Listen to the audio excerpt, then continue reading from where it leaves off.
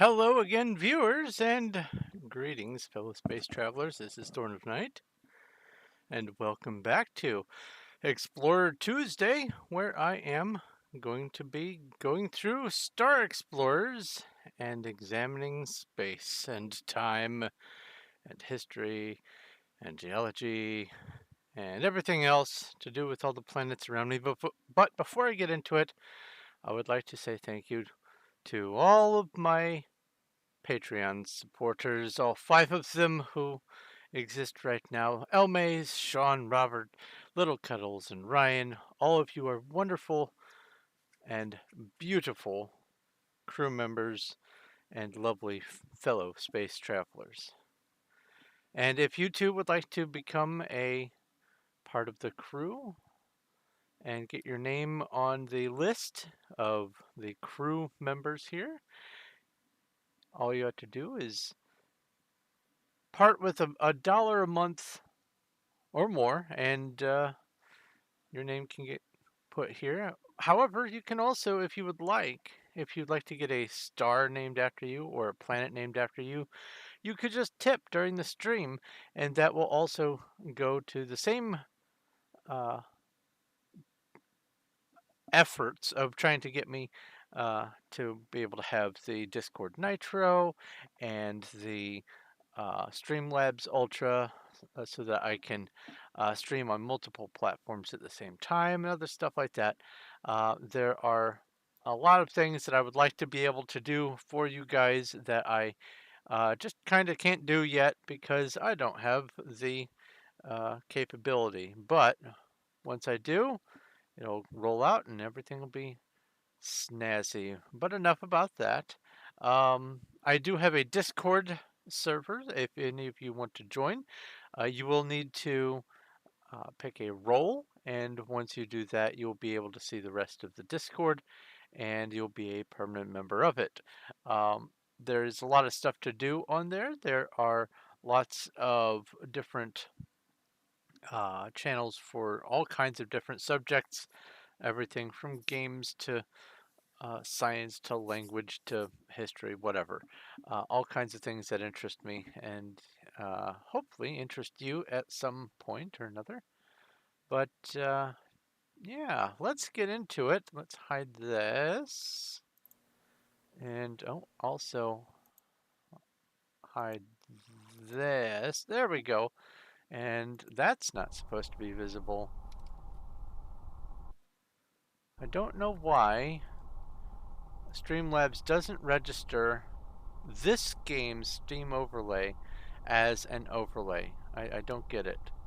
It probably has something to do with the fact that the only way to get the mouse free from the game is to hit escape, and when you do, it minimizes the game. I don't know. There's something interesting with it.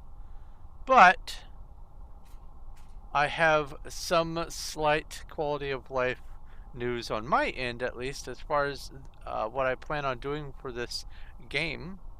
And one of the bits is I have collated the types of planets that we can visit and have begun putting together a sort of almost a Pokédex of the planets and stars. And there are so far 7 different types of surface types. They are sedimentary rock, sand, sulfur, igneous rock, metamorphic rock, silicate rock, and regolith iron. So that means that there are 7 surface types for each of the types of combinations of atmosphere and liquid. The atmosphere is nitrogen, hydrogen, oxygen, ozone, carbon dioxide, and the liquids are either frozen or liquid versions of mercury, sulfuric acid, methane, and ammonia. So that means if there's 5 atmospheres and 8 liquids, not counting the volcanic fog and lava, and I'm also not counting water. That's so rare that it might as well not even be part of the list. But for right now, if there's 5 atmospheres and 8 liquids, that's 40 different combinations there. There's also the not any atmosphere and liquid, so that's, I guess, 41. And then there are 7 types of surface, so that would be 287 types of planets, not counting the gas giants and the volcanic planets. So I guess 294 planet types, and then, well, the gas giant is only a atmosphere, so that would be 301 types of planets, I guess. And we have not visited many. In fact, okay, I need to figure out where we are going. Well, we are in the correct sector. We have arrived at this star, I think, but not explored it. We have information for 4 stars, but not 5. Okay. And we are on star number 5, and no information about the planets on this star. Okay, cool. Let's turn on the outlines, or the overlay. It's called the overlay. And is this? There's no way this is a star with no planets. What?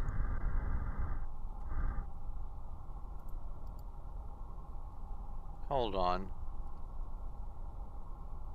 That's the mothership.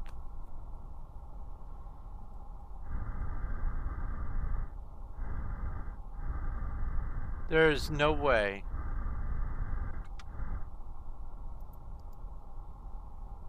That's star 5. Why am I in the middle of nowhere then? Well, let's go ahead and warp to the star. Warp engines engaged. Star system successfully approached. That was weird. Let's back away.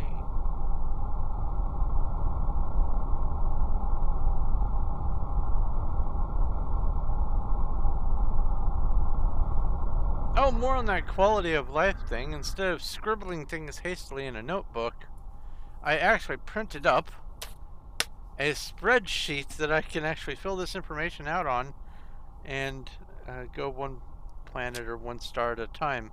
So I'm not having to have a mess over there, and I can continue using my notebook for something more useful. So that's nice. Okay. But we have 9 planets in this system, so I'm going to go ahead and... What do you do in this game? Well, first off, you have to find a home for mankind. Let me, here, free my mouse here. Star chart, zoom back out to the sectors. You start all the way in the other corner there. The map is 5 by 5 star sectors, and each star sector can have I think up to 9 or so stars in it, and each star can have up to 9 planets.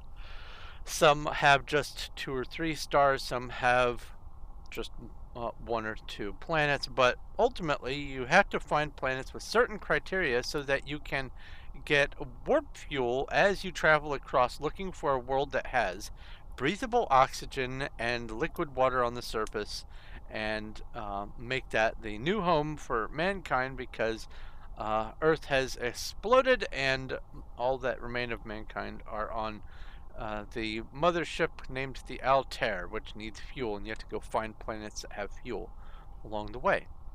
And then at the very last quest, which the main quest line only takes 5 or 6 hours to do, and then the game is technically won, but there's a whole lot of stuff to actually do and to find. And what I'm trying to do with this series here is I'm trying to just explore the stars and find all the different kinds of planet types by way of like a Pokédex.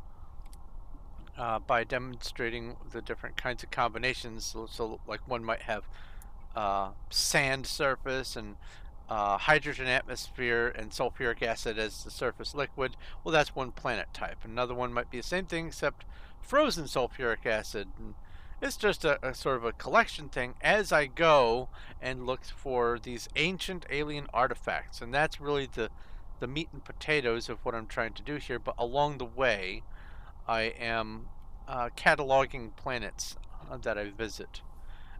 There are planets that you can go to, and each star has an assortment of ones that are either safe or dangerous, and that all depends on, well, basically what you can handle inside your spacesuit. If I hit I and bring this up, I have managed to get my spacesuit to survive in temperatures as low as 0 Kelvin, which is physically impossible, but this is a fantasy universe, let's say. It's a dungeon crawler kind of game. You go into planets and search caves for loot. But anyway, I can survive up to 472, which isn't all that great. I have resistances of 73 on radiation, 53 on ammonia, 100% on mercury, 100% on acid. And I've just recently, at the end of my previous stream, I have found blueprints for making this ancient alien spacesuit called the Flex Suit, which I need to keep track of in here.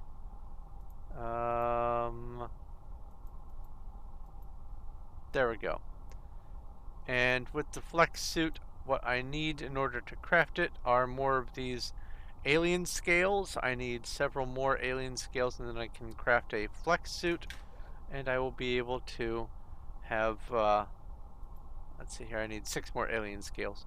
I'll be able to have a phenomenal suit where I have less to worry about when I go to visit planets, and don't have to worry about pretty much anything. I can swim in lava if I want.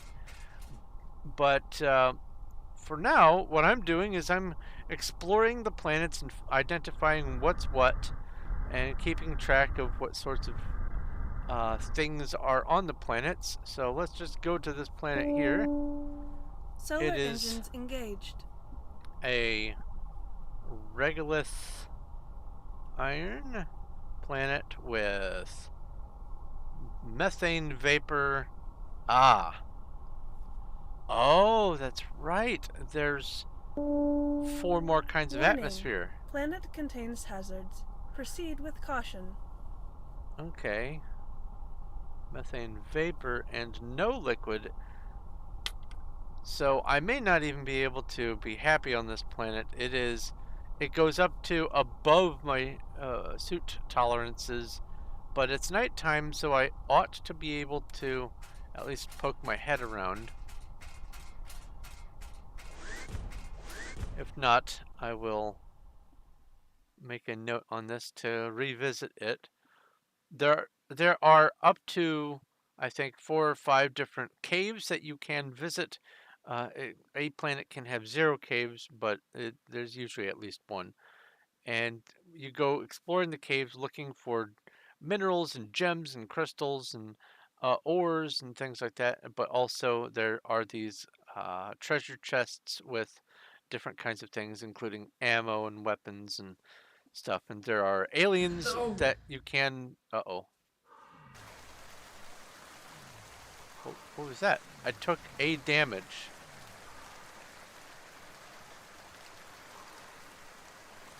I took a damage. That was weird. Okay. Let's explore this planet real quick. Planets wrap around, and so I can walk in this direction and come all the way back around the world to the back of my ship.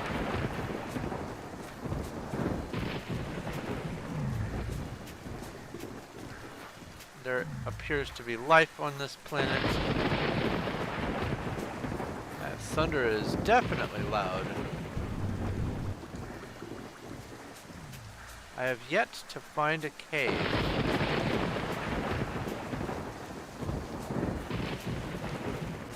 Let's go this way.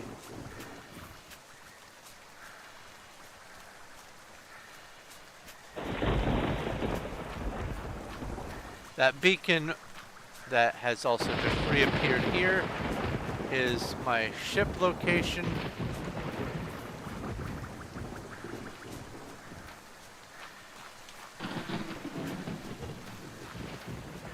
And knowing where your ship is at all times is good because that's where you're going to refill your oxygen if you run out. I think I actually need to hunt down some of these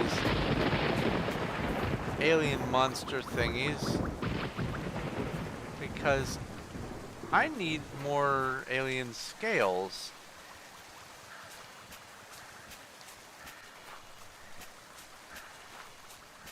So let's see here.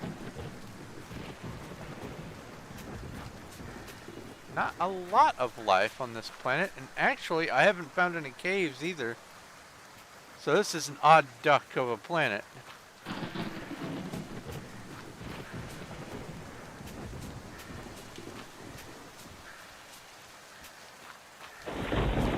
Ultimately, I'm looking for planets that have ancient ruins on them.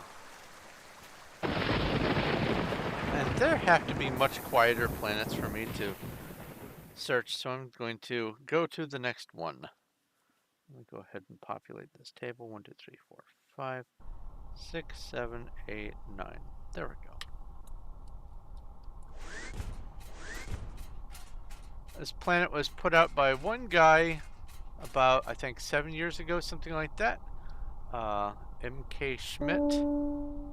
Warning. Ship has entered gravity well. No, I have not. I have escaped the planet's gravity Orbit well. disengaged. Alright.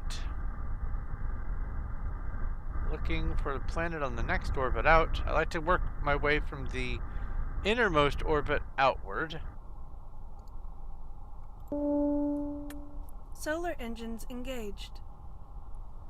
Metamorphic. No atmosphere. No liquid.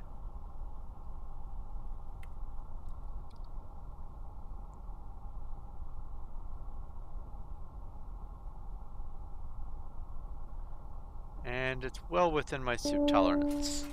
Orbit established. Proceed to hangar bay. But with no atmosphere, I absolutely have to make sure to top off on oxygen before I go into caves. I was hoping to show you a cave on the first planet I went on, but there were none. And that can happen. That first planet only had life. Ah, meteorites. The kaboom of meteorites on a no-atmosphere planet.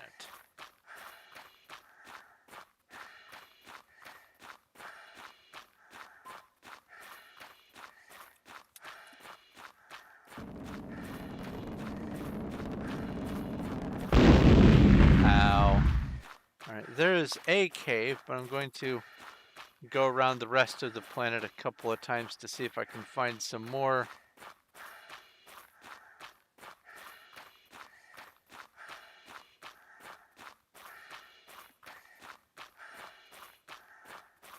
And then I'll top off my oxygen and dive on in. There's another cave.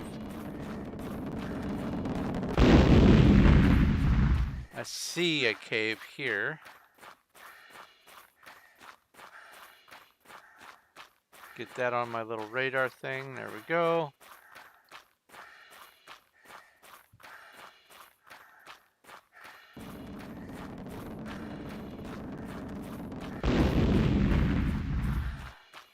Now this game can be as fast or slow paced as you like. I like to zip through the planets and explore the caves as quick as possible, but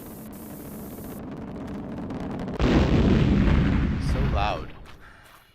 But you can do things at a much more leisurely, casual pace. I suspect that if I tried really hard, I could load a brand new save and beat the game in one sitting in less than 4 hours, given the right luck on distribution of resources and things, and selecting just the right planets. But as a whole, it's meant to be, I guess, enjoyed not so competitively.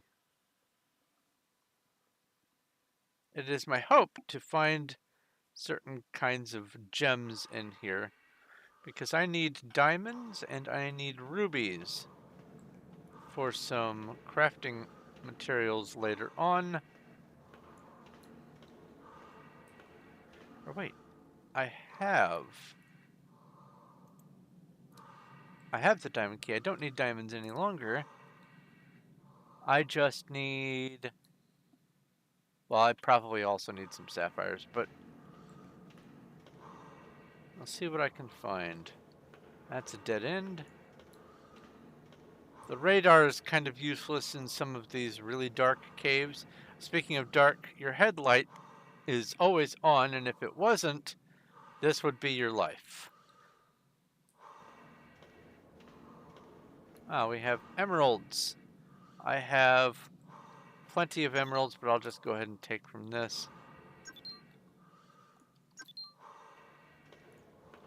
And I am looking for chests in these caves. Not a whole lot to do in the caves other than pick up the little gem clusters and whatnot, the chests, and also occasionally there are creatures that want to bite your face off. The purpose of gathering these materials is for crafting, and there are a number of different kinds of things to craft, not limited to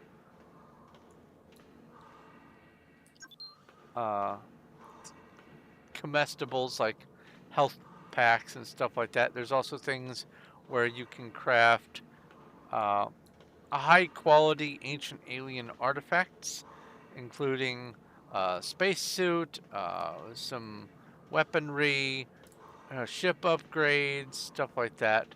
For right now, I have none of them. I have blueprints for one, but that is it. I haven't actually crafted it yet because I need more materials. And this cave is a dud. Let's go get some oxygen. Go check the other two caves. I want to see as thoroughly as possible if I can find resources I need on this planet.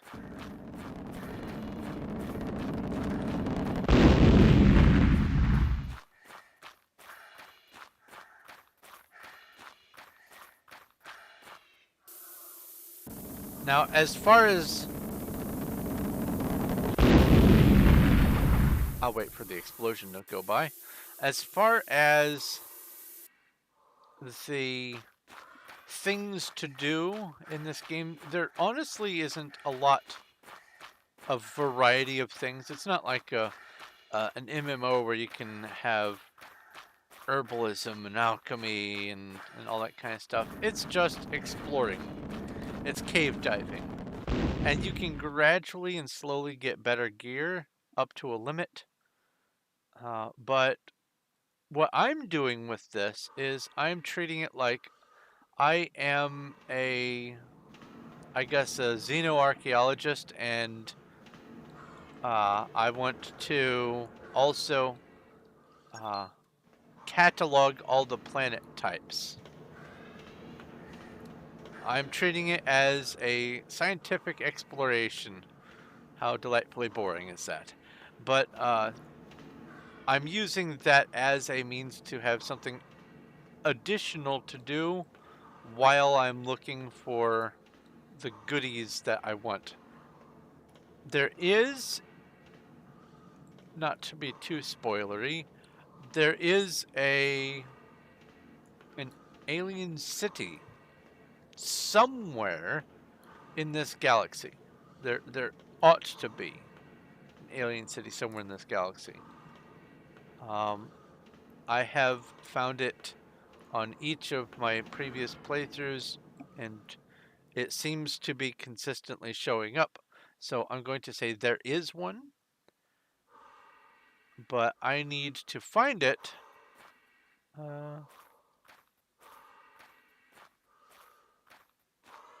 That's another cave.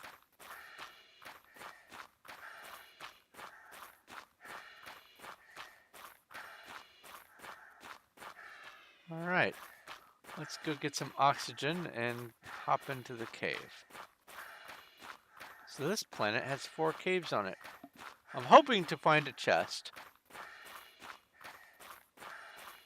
And that's that cave that I have not visited yet.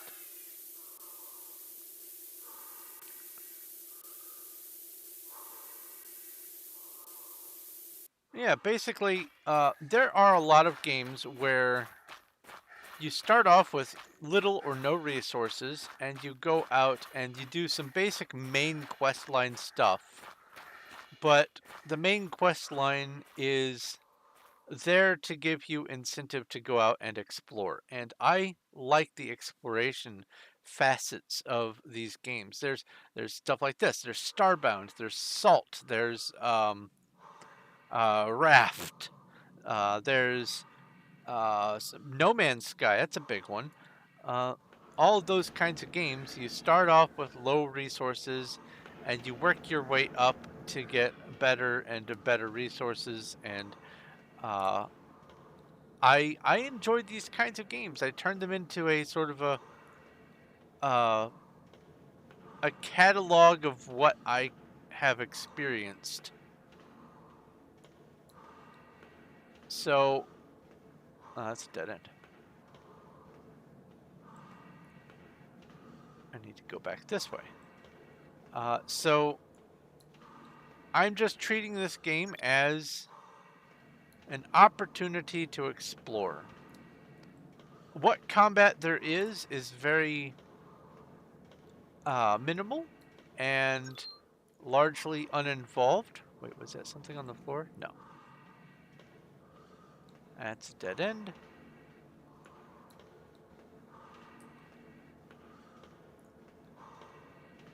But I'm not in it for the combat. I'm in it for the what can I find exploration facet. And as with everything else I've been doing recently on my channel, my streams, I have come to the conclusion that if I'm going to be playing these games anyway, and my internet is cooperating and I'm able to stream, there's no good reason for me not to stream. And, you know, maybe someone might see the game that I'm playing and go, oh, that looks fun. Believe it or not, there are some people who, for instance, don't really know what Minecraft is, or who don't know what Skyrim is. And a lot of those people might be interested in the sort of approach that I give to things. I have actually managed to introduce some people to some games just because they watched me play them.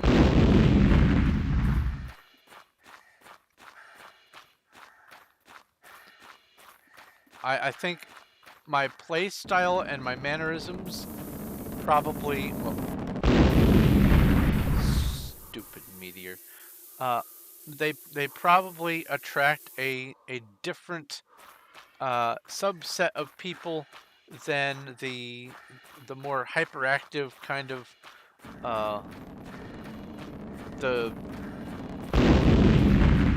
PewDiePies and all that kind of stuff, and those sorts of YouTubers have their place, but I just can't bring myself to do that sort of thing. I have a whole different kind of outlook on life and approach to things. So what I am doing is just, you know, my own thing.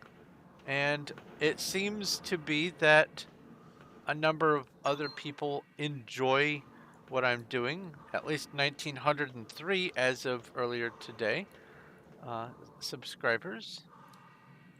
And There's a cave down here, or a tunnel. Dead end. And so hopefully... Ah, that's a chest. Hopefully... I can provide something for people to do with their time. Some people also just don't have the time to play a game or whatever. I have full mercury resist. I can just sell that. Or actually, I need to hold on to that for another suit. Oh, minerals. So basically, as far as this game is concerned, I'm using it as an excuse to explore. I don't want to spend a rocket on there. If I found more than one chest before encountering one of those doorways, I might, but...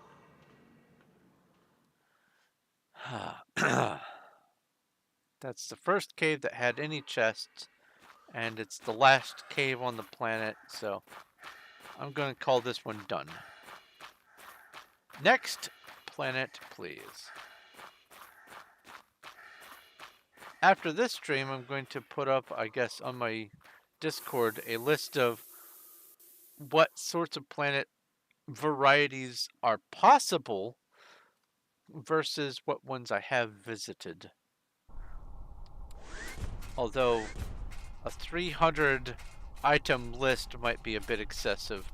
I'll see what I can do about breaking that down a bit. Oh, I suppose I should call this... Orbit disengaged. This is standard 34-5. This is the star system.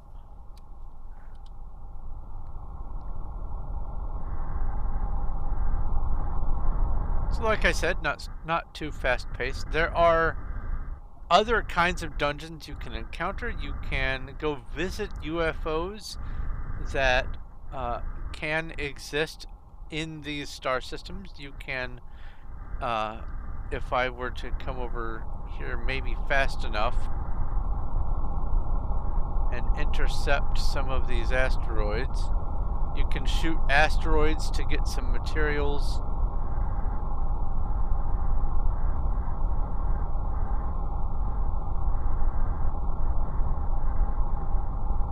Let's see here. And also, you can be attacked by alien ships.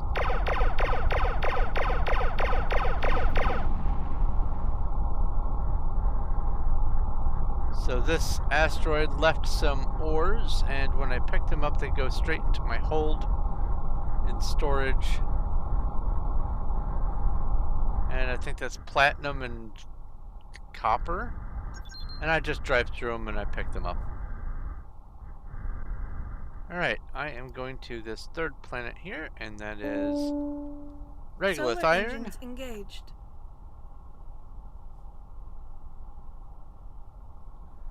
It is hydrogen, atmosphere, and frozen Orbit sulfuric established. Proceed acid. to hangar bay. Oh, and the temperature is within my range. It is daytime, but it is late in the day. Let me rewind time a little bit by 70 degrees. Time is measured in circle degrees, because if you look at a planet from the North Pole straight down, you can see that one half of it has light, so 180 degrees of the circle has light, and the other 180 degrees has no light. And so you can split the day, but in a circle between day and night. And oh, that's a tornado. Where there's atmosphere, there can be tornadoes.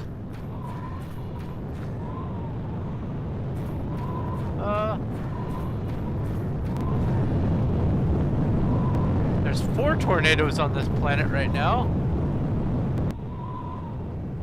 5. 1, 2, 3, 4, 5 tornadoes. A little dangerous.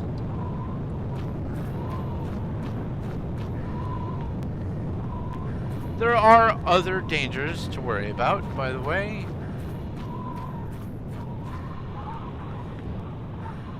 Oh, no gravity! Well, low gravity anyway. Ha ha ha ha. Mwahahaha. What did the tornadoes do to me when I'm in the air above them? Nothing. That's great. That's wonderful news. Hey, a crashed UFO. More wonderful news. These little robots don't actually do anything, but Destroy.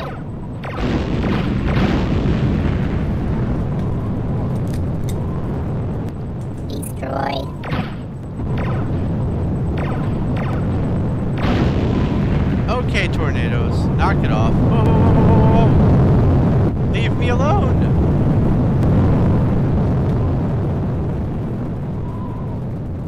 Well, that's nice. When you're in an inventory, it doesn't actually move you around. Okay.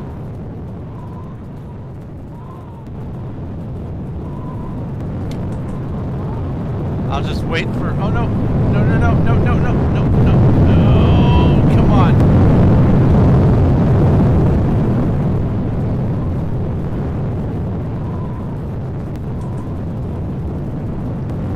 Hiya! Come on. Over here. And... No, no, no. In the ship. Oh, my God. Some things can be hectic, I suppose, and exciting. Alright, this one actually has stuff to do.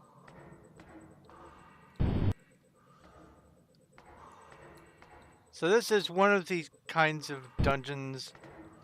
There are caves and there are UFOs. Some UFOs are crashed on planet and they have no overhead power. And you just go through and explore and look for goodies. Sometimes there are bad guys in them, but ultimately it's the same rules as any other Euclidean kind of structure, where as long as you hug the left wall, you will eventually work your way right back to where you start. Now, if this was some sort of non-Euclidean structure where directions are meaningless, then you had to use a different sort of mapping system. But this is a no-brainer mapping system, and I can pretty safely assume that I will be able to experience all of the ship just by hugging the left wall. Now, there are walkways, and then there's the main floor. For the ships, if you just pretend that the main floor is at the same level as the walkways, or the walkways are at the same level as the main floor, whatever, then you just treat this as being a left. So that would be the next left, right here. I will eventually come to this and come back around, but for right now, I'm just trusting Euclidean geometry.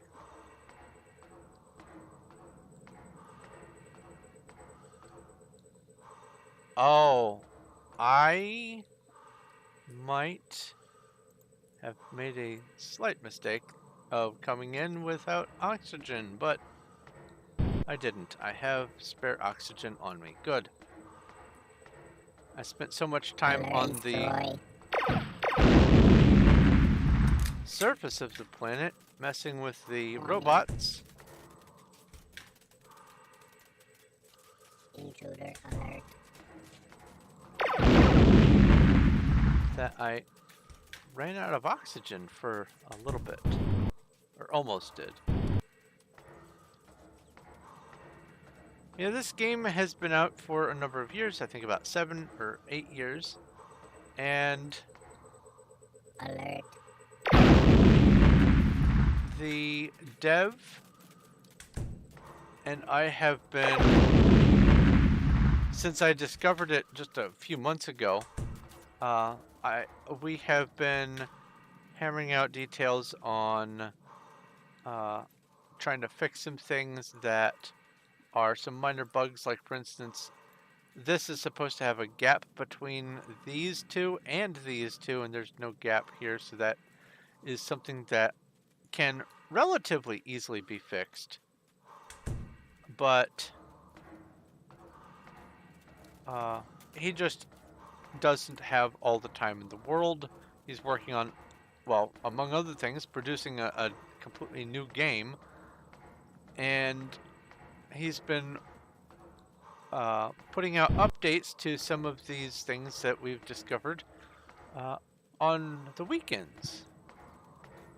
So interestingly, this is still an actively under, not development, but under upgrade, I guess, game from the developer. They are still doing stuff.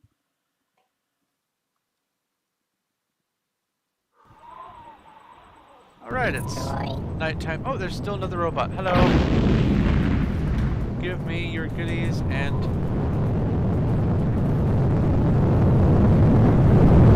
more tornadoes!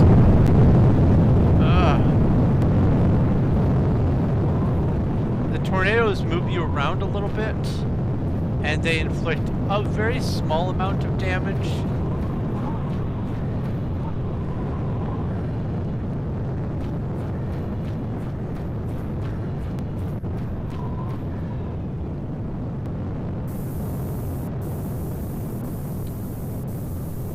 I want oxygen. As a matter of fact, maybe if I go back to the ship and come back down to the planet, there won't be tornadoes.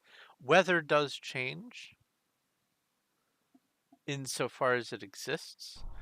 And if a planet has atmosphere, it can have tornadoes.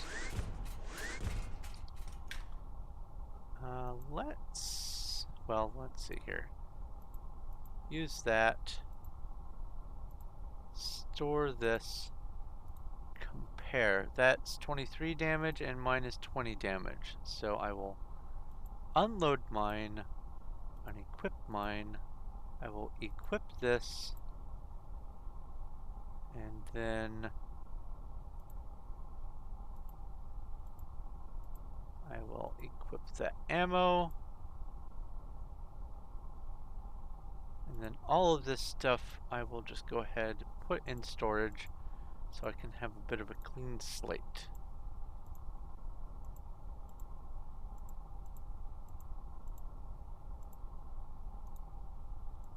When you first start off, you get one backpack inventory and one ship inventory, and eventually you have to make purchases at the mothership to upgrade your ship and your storage for your own person. So that's another one of the progressions that this game has. I'm looking for this right here.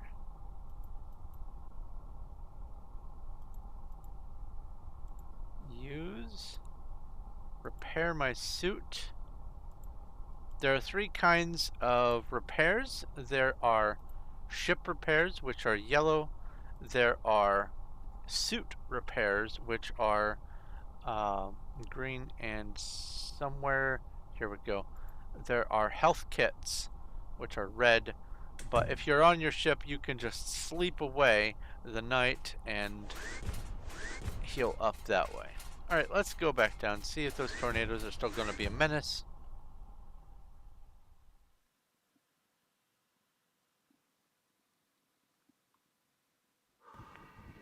No tornadoes this time.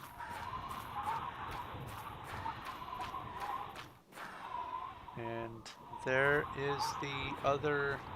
oh, no, it's not. So I am looking... ah! Hi, Cuddles. Welcome.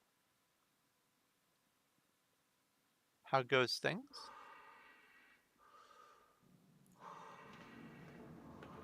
Ah, I call this the Netherrack cave because it looks like Minecraft Netherrack.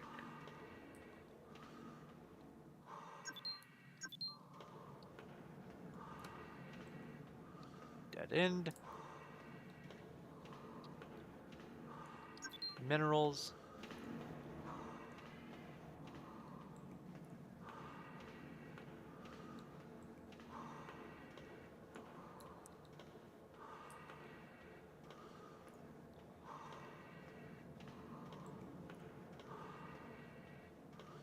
Also, not to be rude, I suppose. How goes things with you also, Ghost Rider?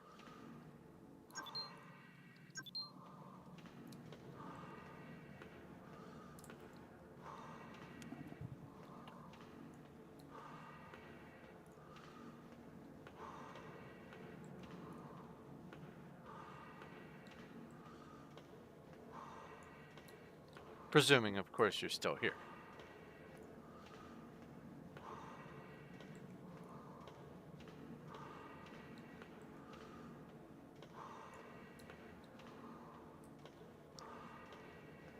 That's a dead end.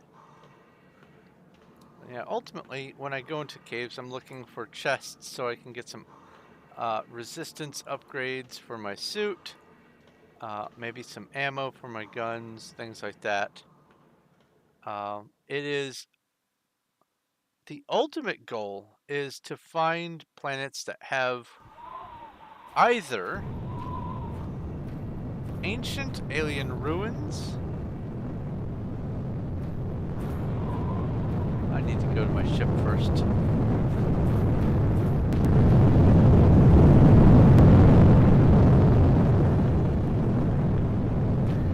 The weather is back. Either ancient alien ruins or the alien city.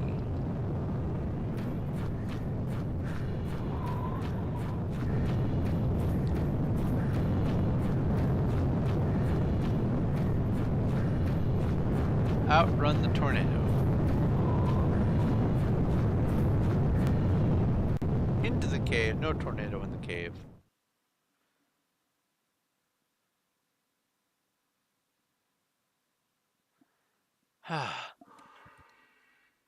Really, the tornadoes are the biggest hassle. The aliens that fight back are kind of just there. It's the tornadoes that pester me the most because they shift me out of position and mess with my route.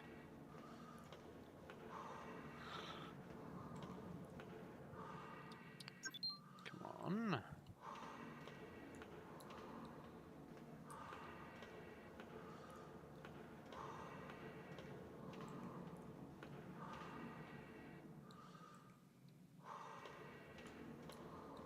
Well, you know. There are all kinds of life and also quote unquote life to experience. Some are just entirely neutral and just exist. Some will attack you on sight and can do a lot of damage. Some, when they are killed, explode violently. Many of the kinds that you find, when they die, they can be searched for different kinds of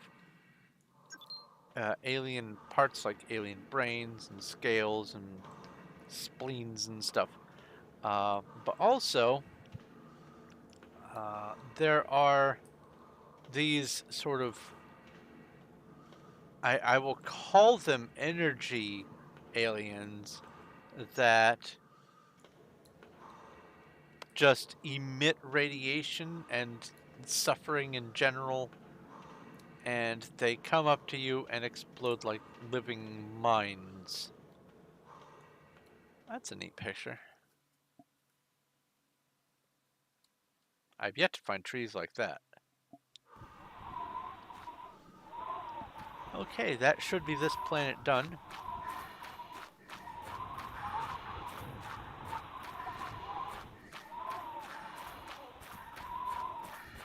Turn the ship beacon on.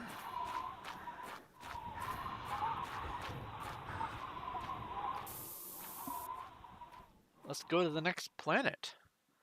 Because I want to find stuff. All the stuff. I want to finish this star sector. And I want to continue sweeping around space. Oh, what? There we go. Hey, it's an asteroid. That asteroid is just going to vanish in through the planet. Come out the other side.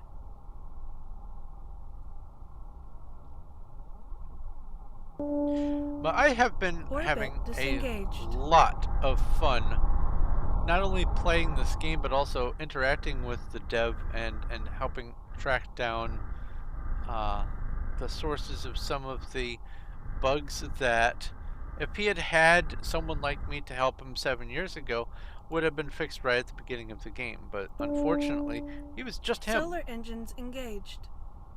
And I found this game and fell in love with it.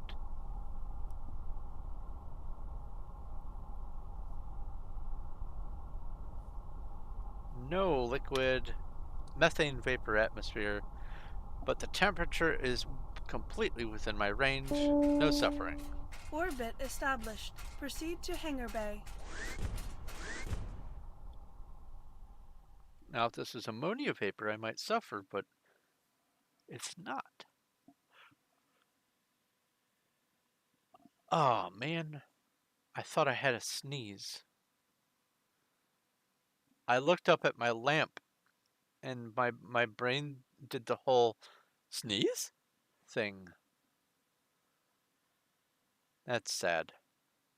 It is sad to me when I don't get to sneeze. Okay.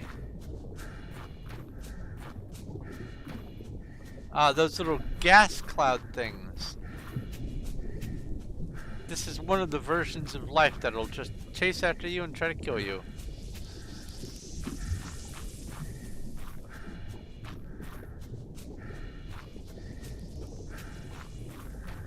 Think of chocolate.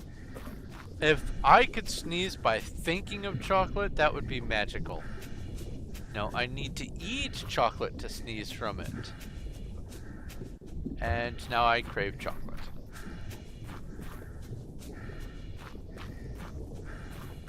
For as hilly as this place is, I'm surprised I have yet to find a cave. Or life that I can actually loot.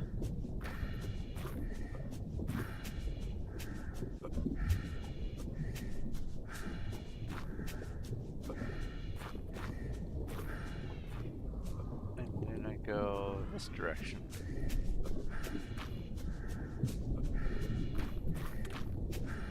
There's 2 caves. I will continue on and reach my ship to see if I can reveal any more. The route that I use to explore the planet, which is ultimately just a big square grid,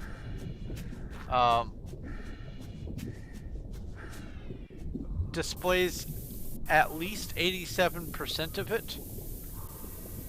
So I can follow the route that I take and then use the route to reveal the caves, go back, get air, and then be pretty confident that I have found all of the caves that there are to be found.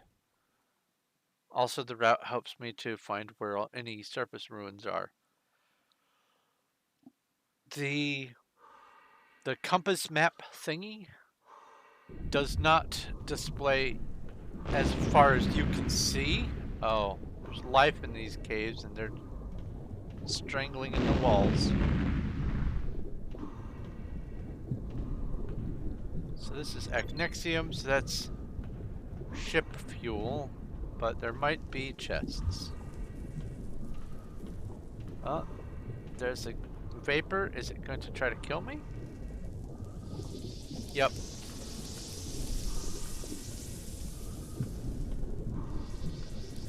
Leave me alone. Leave me alone.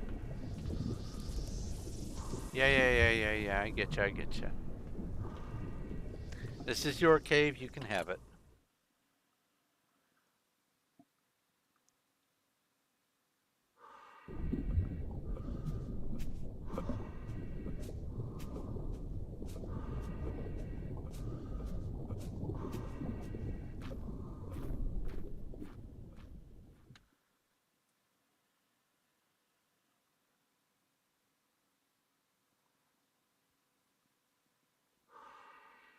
That's something I should add to my spreadsheet here. Is if the light is lootable.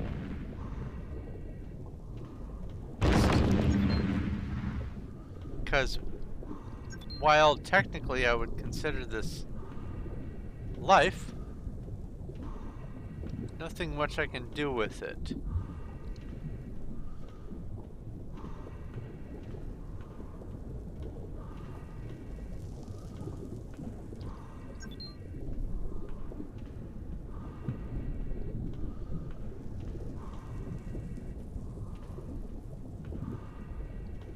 Okay, you're gonna hurt me when I go past you. Or not. You probably are, though. No, I can dodge you. Oh, there's nothing down here. There, I'll take some gold. Alright, next planet. Every cubic inch of space is a miracle. Walt Whitman. That's one of the things that I enjoyed when I first started playing this game, I think the most, is the variety of space and exploration related quotes that happen on these loading screens. It isn't just a useless blank loading screen. The dev realized how awful it is to just stare at nothing, so gave an animation at the top with some sort of, even if you don't understand what it is, some sort of information to let you know that there's something happening, and then a random picture and a random quote. Orbit disengaged. And I think that is good practice.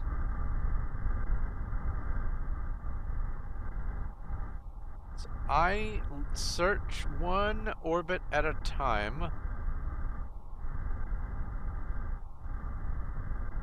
Did I miss some sort of tiny planet?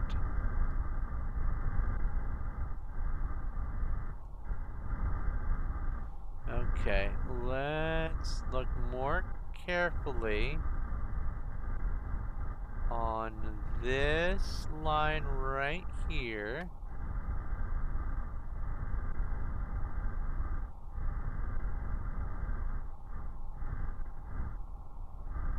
Okay, I'll go backwards.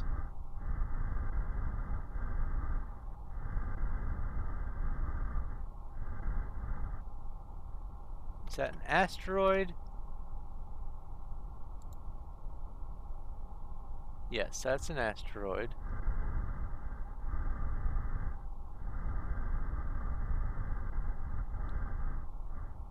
Aha!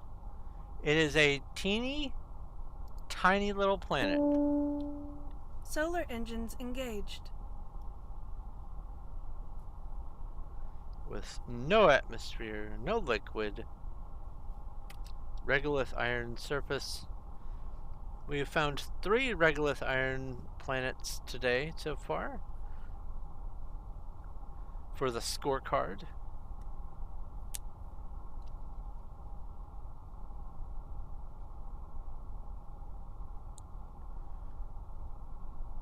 And it's daytime enough. Orbit established. Proceed to hangar bay.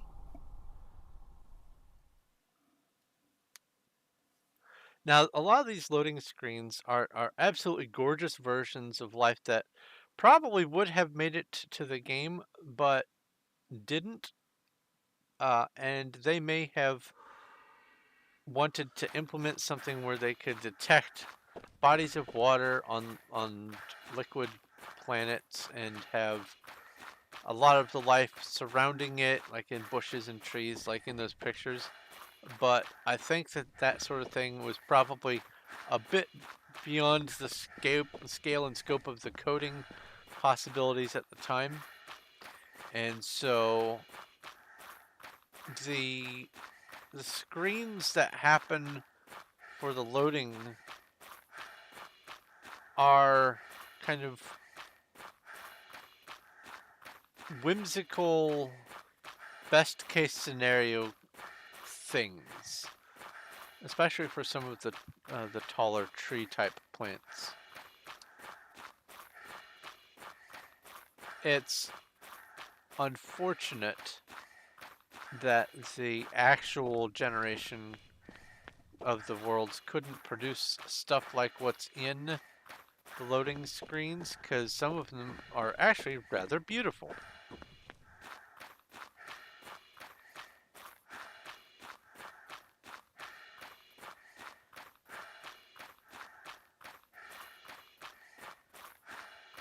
There is a cave.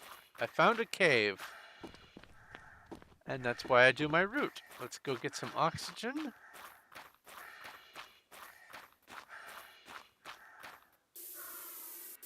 And I'll drink some of my drink.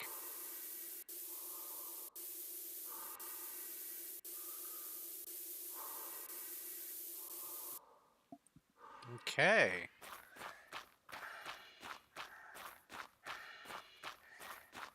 What secrets do you conceal? What is eschewed behind your edit? Two rarely used words.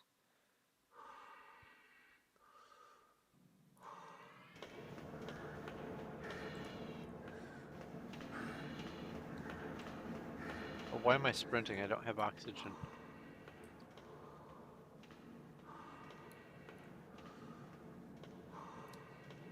Well, that's certainly a chest. I need to get more rocket ammo.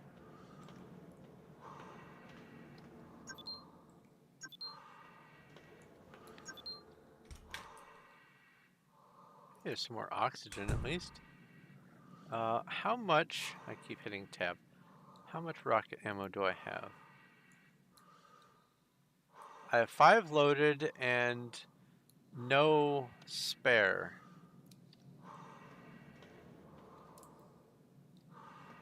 So that means I can blow up 5 more doors. 5 more doors.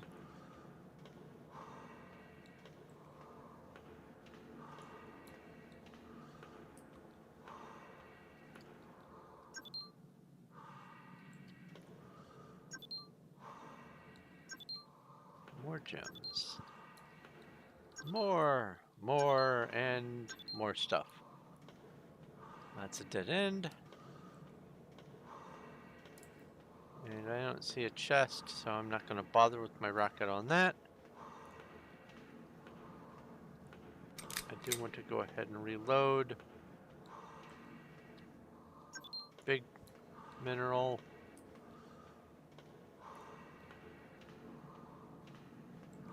Dead end. More. Hey. And while I don't need more emeralds, I'm going to just pick them up when I find them because, well, I'm literally here anyway.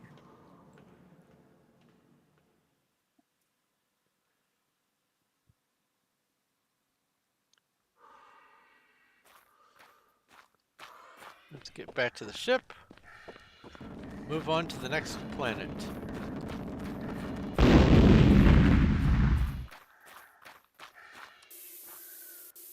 And I have taken a meteorite to the face, I've taken a tornado to the body, and they are largely survivable. They're just things that are annoying.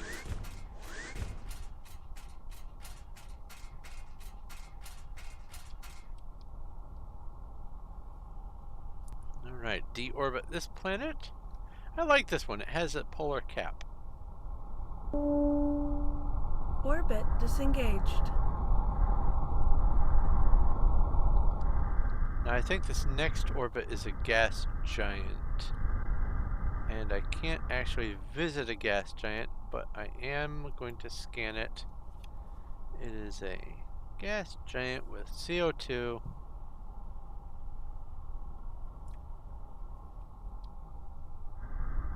And now I'll go to the next orbit. 3 more orbits to go, and this star is done. We go off to a new star. Sulfur! Solar engines engaged.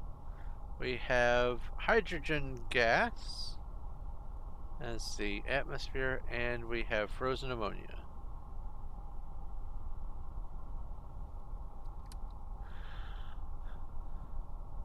There's the 9th planet. One of the things about this game is if you are traveling manually using your thrusters to go through the star system and you get too close to a planet or too close to the star, Orbit established. Proceed to hangar bay. you can get sucked into the gravity and just crash and burn. But if you are on one side of a star and you try to fast travel, or not fast travel, but you know, solar engine travel to a star or to a planet that's on the other side of that star, and you get too close to your star, you will die. Oh, there's ruins, and there's storms.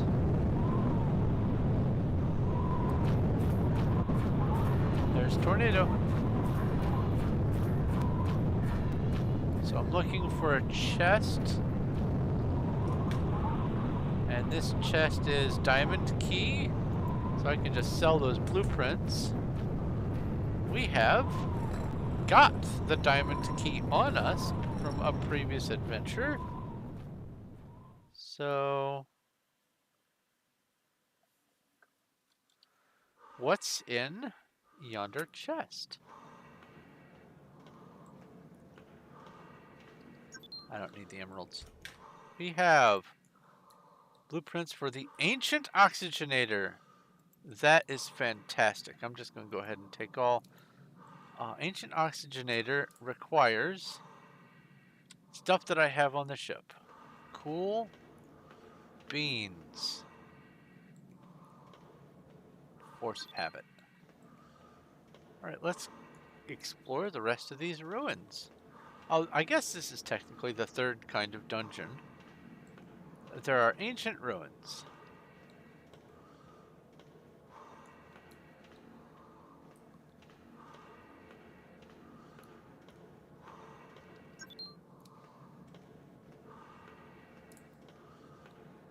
And in these ancient ruins, you find all kinds of ancient artifacts. But the very first one you encounter has blueprints for something that stupendously helps your travels and exploration along the way.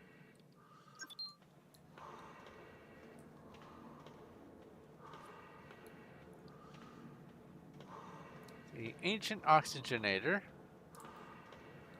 is a device that you just carry on your person, which gives you effectively unlimited air.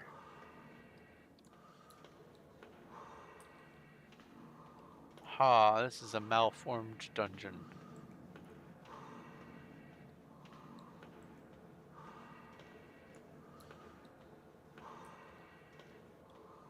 No longer do I need to carry tanks of air with me. No longer do I need to revisit my ship every time I go exploring on a planet. I can just breathe from my pocket.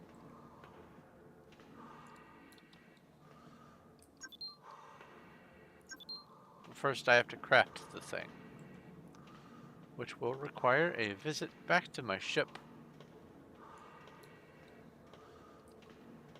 Then I will have a new permanent resident on my person. Now it doesn't automatically happen, so if I am forgetful, I can still be oxygen starved. Oh. A destructible wall. And this one was worth it, I hope. Eh. I can at least turn those in for quests, I suppose.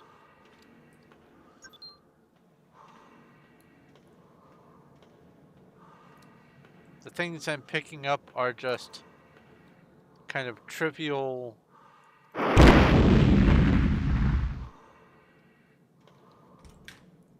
Hey, rocket ammo.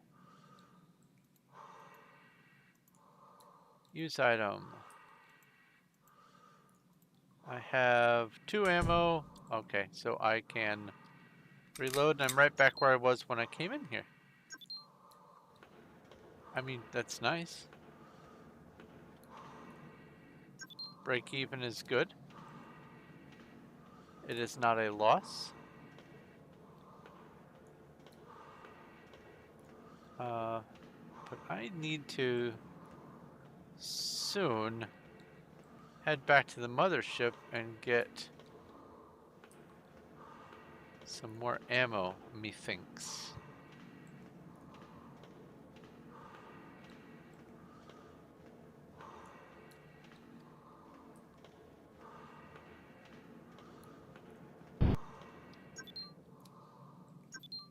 That's where we came in. So this should be the exit. Yep.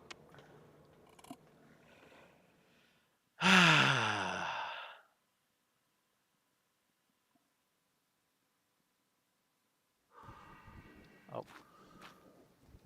Now there are other pieces of ruins scattered around, and I'm going to see what I can find in them.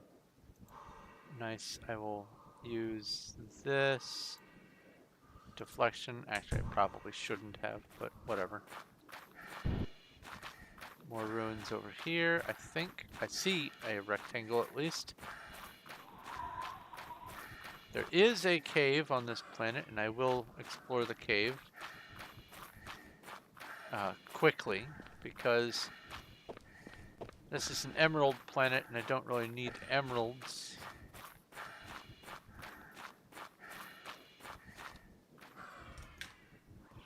Ah, this is one thing I was hoping to find eventually. We have a PDA map. It will give coordinates and a planet to visit. And when you go to those coordinates on that planet, you will get a special loot container that will not have existed on that world beforehand. I got to my ship at 0 air. I pushed that down to the wire.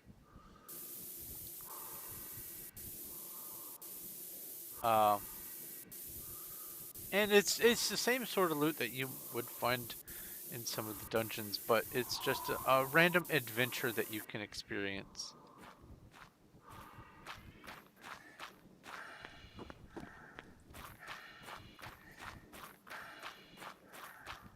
But if I were to have gone to that planet that PDA refers to, and been at those coordinates, there would have been nothing. It just would have been, you know, the terrain of the planet. But now, once I read the PDA, it will create a node of a thing there, something for you to look at and do. Look at all the yummies.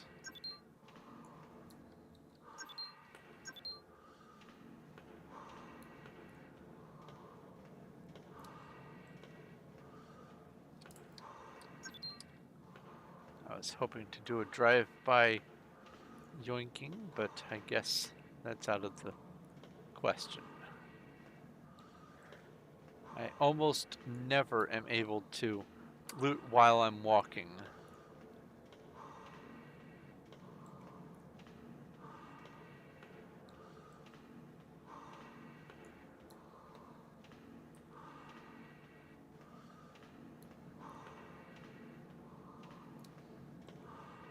Okay. So I think what I will do is after I'm done exploring this planet, well, the next two planets, I suppose, I will go straight back to the mothership, offload, maybe get some more ammo, and I say maybe because there's never a guarantee to find all of the ammo types. You can only just hope. I will turn in a bunch of quests so that I can just have them turned in.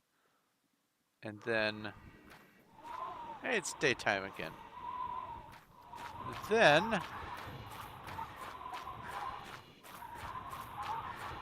I can, when I'm back on my ship right now, I can go ahead and make the ancient oxygenator.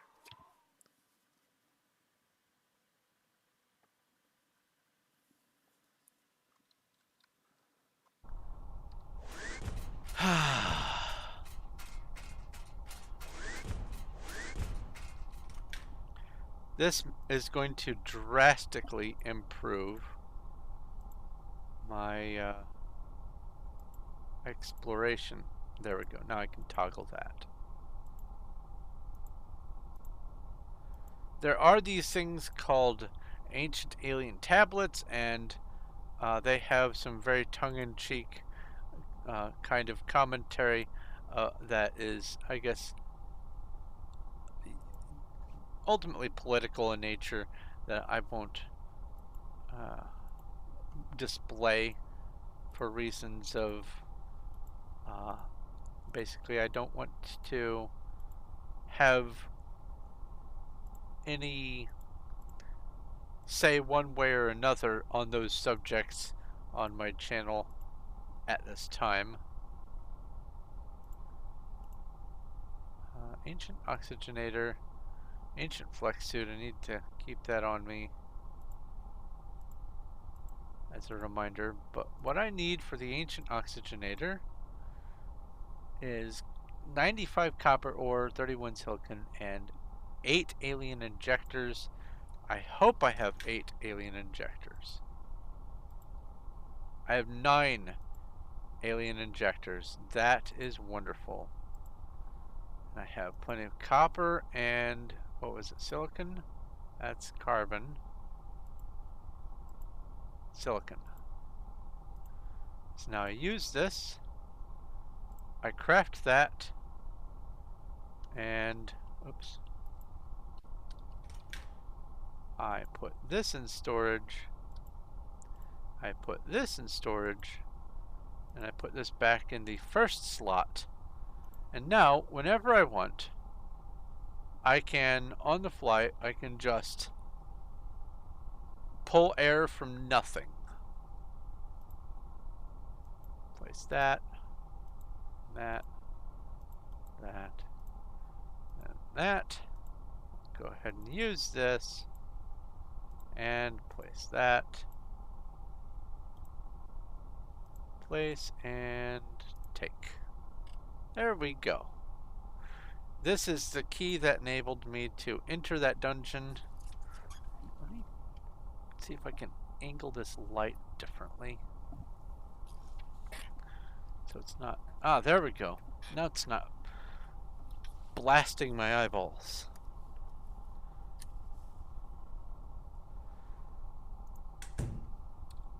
Okay. 2 more planets in this system. Let's go. And that was a pretty cold planet, 32 to 48 Kelvin. Kelvin is the temperature measure that is... Orbit disengaged. If you have 0 Celsius, it is still 273.15 Kelvin. 0 Kelvin, and you don't say degrees, but 0 Kelvin is absolute zero. It is the temperature at which it is impossible for molecules to vibrate and atoms to vibrate. It is so cold that nothing can happen. I think I'm looking for another itty bitty planet. So I need to find, there we go. Tiny little pixel right there. Solar engines engaged. We have silicate rock, no atmosphere, no liquid, and always in hopes of a ruin. So we've gotten our first artifact, our first ancient artifact. There are a number of others, including the flex suit, which I do not have enough parts to make yet. I could theoretically go to another planet that I've been to and slaughter a bunch of monsters and hope to get 6 more, I think, alien scales, dragon scales, wow. And make the flex suit, which will also greatly increase our exploration capabilities.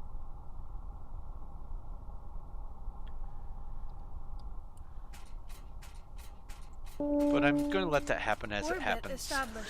Proceed to hangar bay. Because I don't, per se, need to be going swimming in the lava caves. It'd be neat. I don't need to.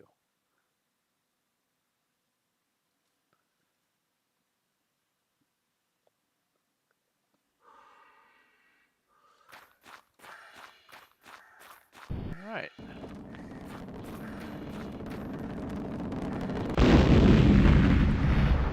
So noisy. So now I can sprint everywhere. I never have to worry about running out of oxygen. No longer do I have to visit the ship. I can just open my pocket at any time and go use item. And there we go. I have oxygen again. Full oxygen. Alright, there's a cave.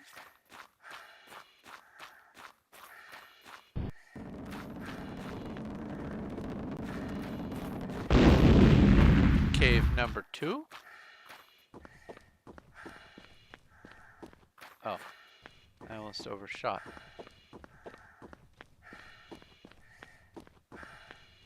Did not turn far enough. Is that a cave?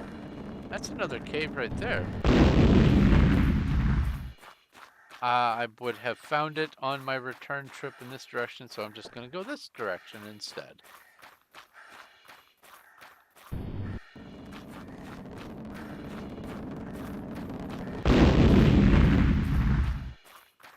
And I'm not seeing any surface chests.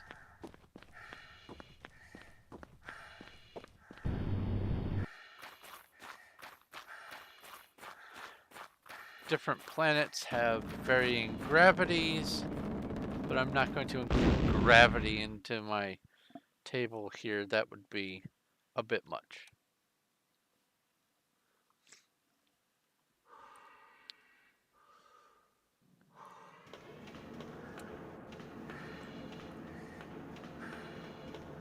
But now I can just zip through all these caves, make it a little bit more exciting, I hope. It sounds more exciting anyway. Well, some sapphire, maybe the next cave will be a little bit more accessible.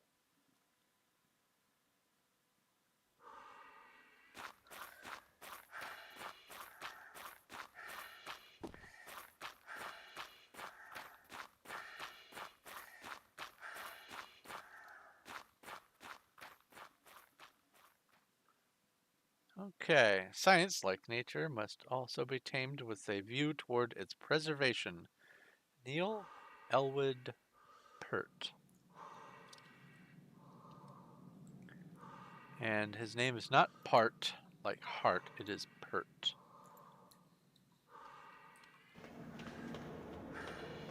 Like hearth. Sapphire! Now, if I didn't have enough sapphire before, this planet for sure will put me in the black.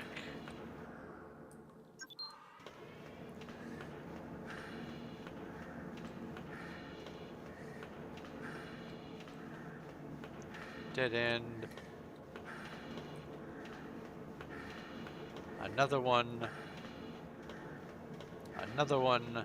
Small cave system. Unless this is big.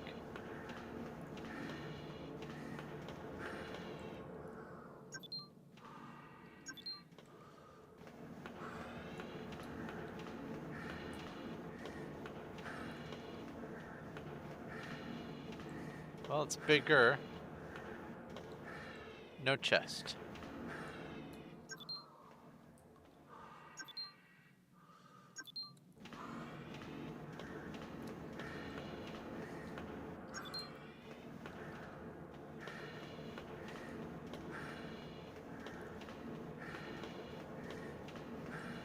And up. And out we get. Wait, unless... Nothing there. A little bit more sapphire. No evidence of anything useful, so I'm not going to fire a rocket. Rockets are precious. Okay, and now to the final planet in this star system. It's actually kind of rare to have a star system with 9 planets in it.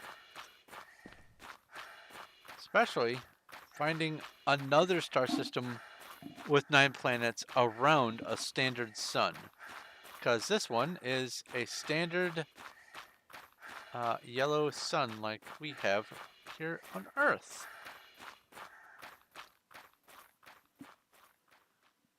And just to be funny, I will say here on Earth, which is where I am presently at the recording of this video, in case anyone in the far distant future wishes to know.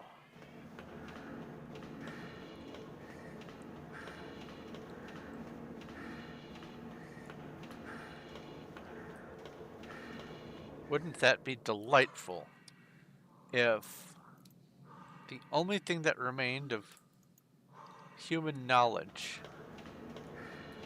was a remarkably preserved YouTube data storage warehouse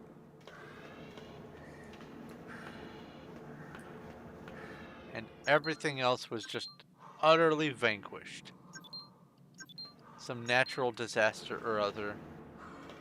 And then in the far distant future, some xenoarchaeologist shows up following the evidence of the signals we've transmitted, or just noticing the conditions of the planet, water, and all that kind of stuff. They visit, they find no human life, or maybe even any life, but they find just a well-preserved YouTube data dump that has a number of videos, and in it, one of mine, this one in particular, and that's how they found out a bunch of information about some silly game, and just that's all there is left of mankind. That would be wild. Okay.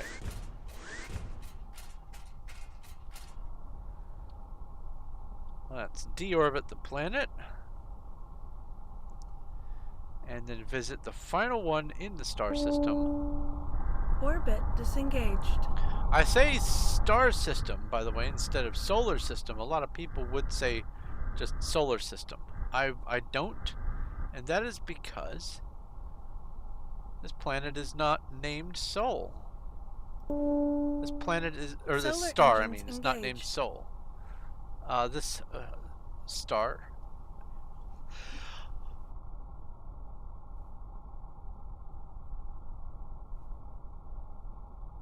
I looked at the light and I sneezed. Yay! Okay, anyway. This star is named S34-5. But it could be named something else if anyone... that was a good sneeze. If anyone who is watching would like to tip to get a star named after them, I will name the star using this little interface here. I can go in and go down to the star, and I can edit the name.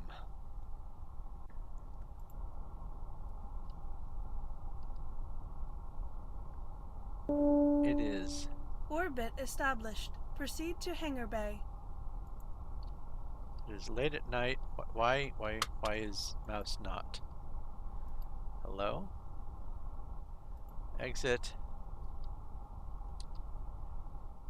Okay, that was weird. Things weren't happening.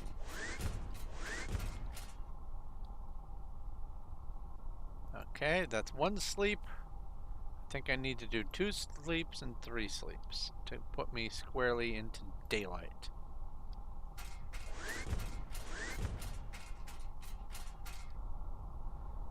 Nope, it is still 22 night, but it is close to day.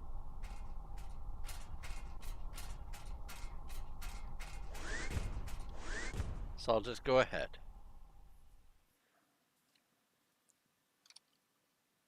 I forgot to write down the particulars of this world.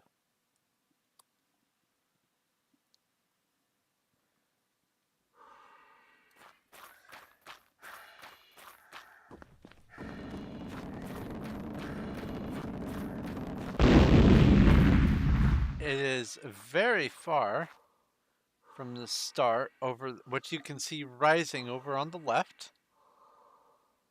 And as it comes up, the terrain will brighten ever so slightly, because this is a lifeless planet.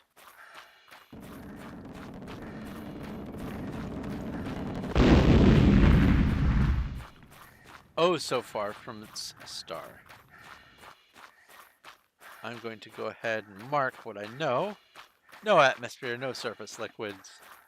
This is a dead hunk of rock in space. With a cave.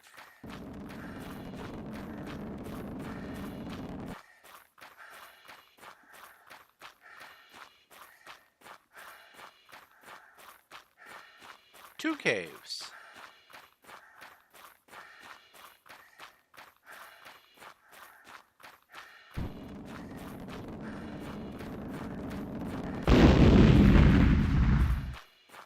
Being pelted from space.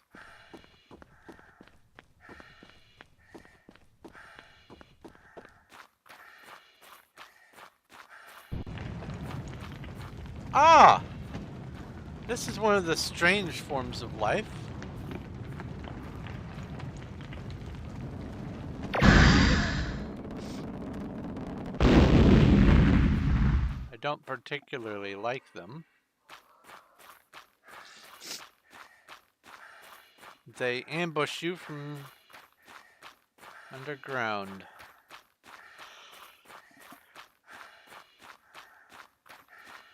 And I can't tell if they do physical attacks or if they have some sort of special like radiation energy or heat or whatever. But they get close, they hurt, and then sometimes they explode like a tentacly creeper, which that's a resounding hard pass. Imagine tentacles on a creeper. Alright, what am I gathering here? Diamonds.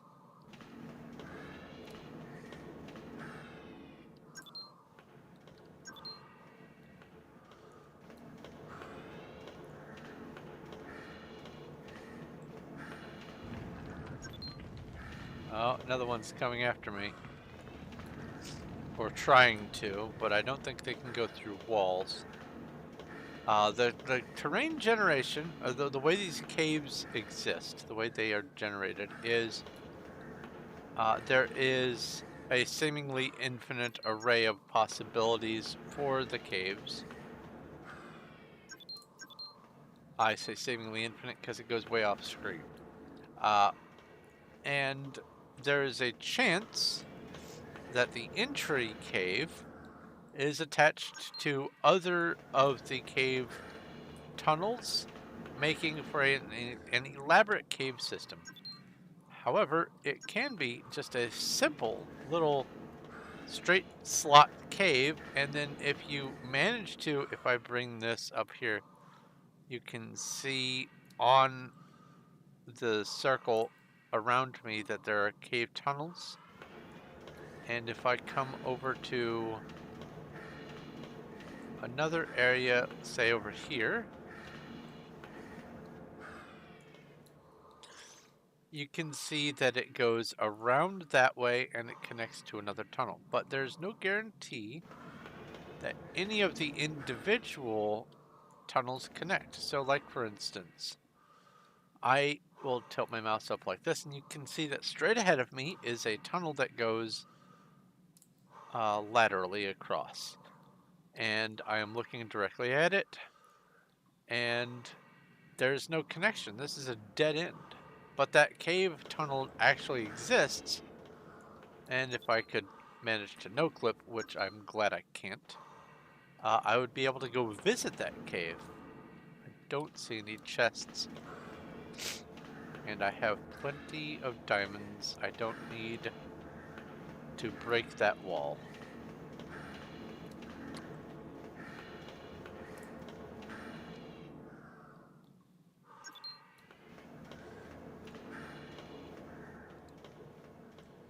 All right.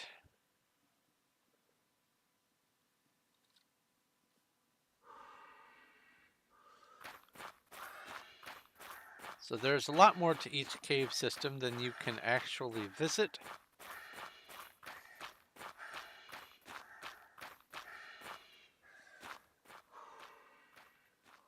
And that's actually a good thing. I would hate to have to be stuck in an infinite backroom kind of cave situation,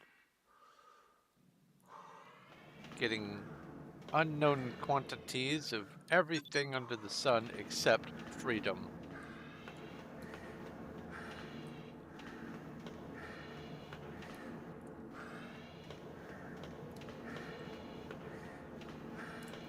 Okay, oh, that's not it. And if you are on a planet, then the gems in any given planet in one of its caves will be the same gems that are in any of its caves. So any cave on this planet will have diamonds. The minerals and ores that you can find, however, are just random.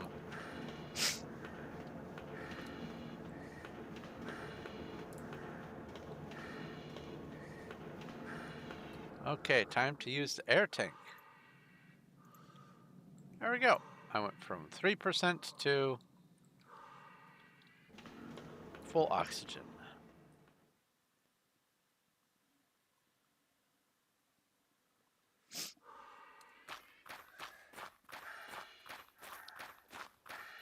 My skull is still reeling from the voluminous sneeze that, thank God, I managed to mute in time. When I sneeze big.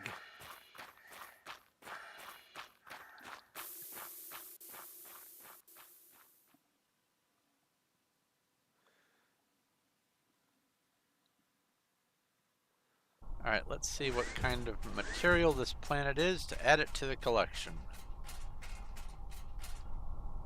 It is sulfur.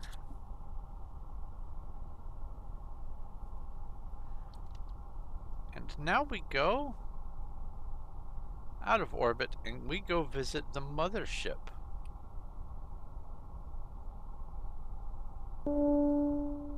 Orbit disengaged.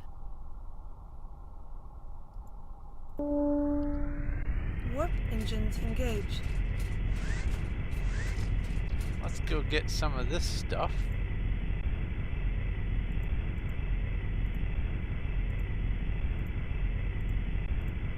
Make some money.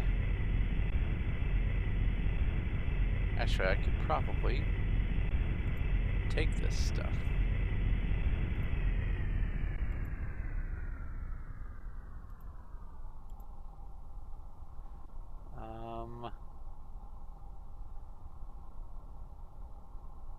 Well, I don't need these anymore.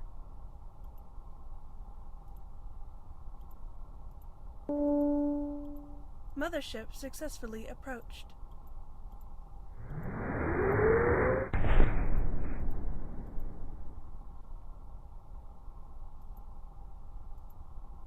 I need to definitely hold on to that. Oh, let me add this information to this page. Oh no, I have the same number over there. Okay, cool. Emeralds are plenty. I can take those with me. These. Now I have used the ancient oxygenator, so I no longer need that. I no longer need air tank schematic. I can sell this. I need these. Sell that and that. I can trade off all of these things. Then we have, I don't need that schematic.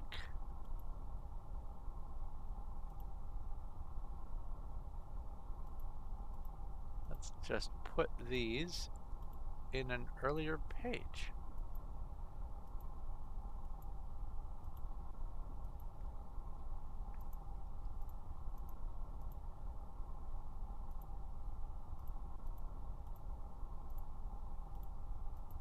I do rather wish there was a direct sorting method, but I am working with what I have. Okay, let's go on to the mothership and do some quests. First, however, let's trade things here.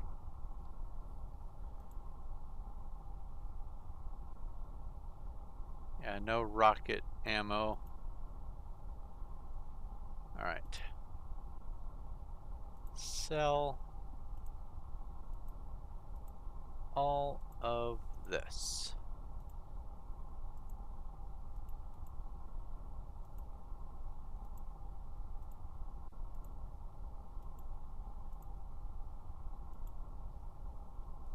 And then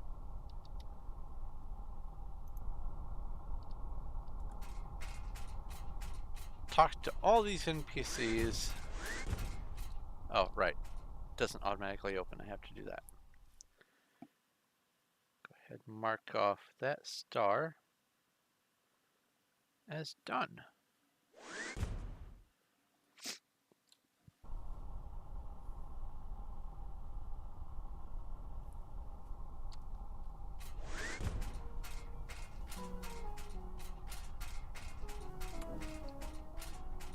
Hello. Quests. Yes, thank you.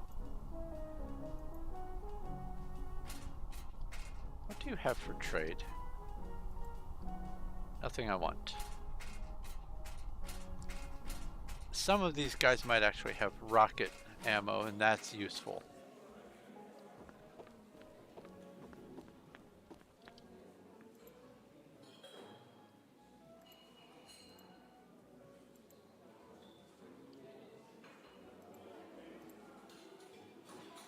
Alien glands.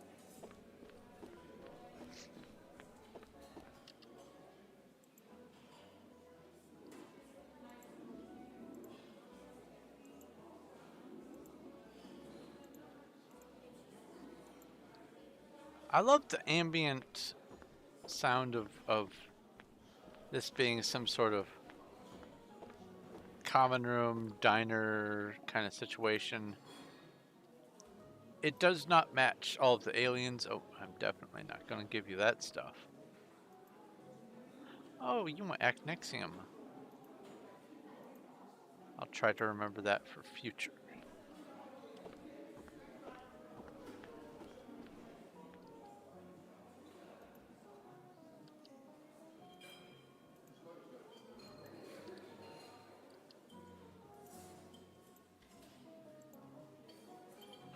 My objective is to just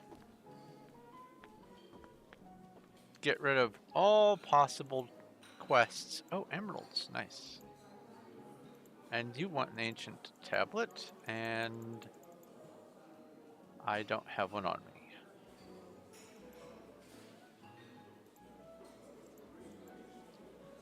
They will never, ever regenerate their quests or their trades.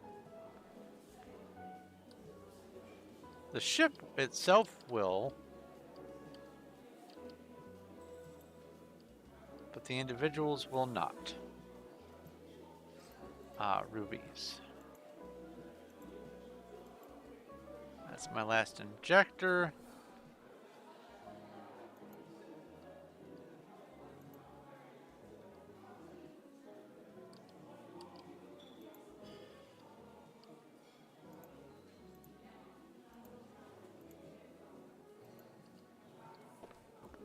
Now, as far as the money is concerned, there isn't really much of anything that I need to spend money on, except potentially some ammo.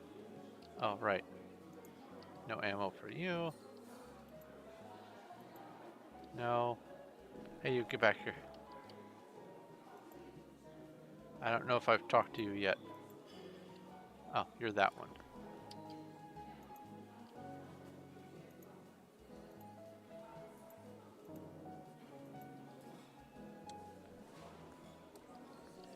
So I'm just going to go ahead and... Oh, wait, I have air tanks. Mwahaha. Wait, no, that's not quests.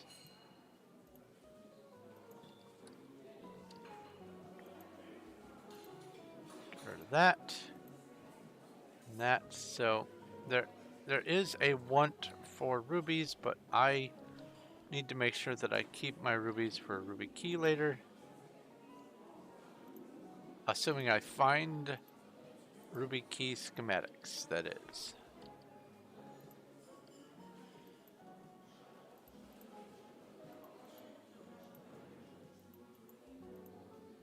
Oh wait, I don't want to give those even if I had them on me. No one down here has any rocket ammo for sale. Which is probably why they are on the ship and not out exploring in their lovely spacesuits. You have rocket ammo in the form of rockets, but what I can do is I can purchase that, unload, use, that way it's in my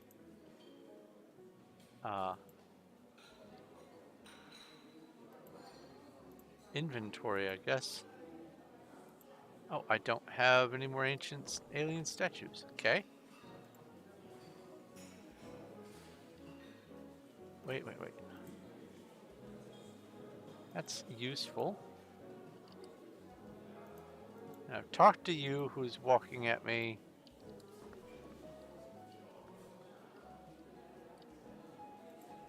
Oh yeah. You sell drinks.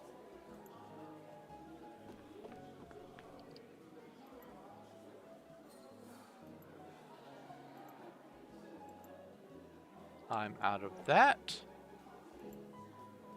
Oh, another rocket launcher.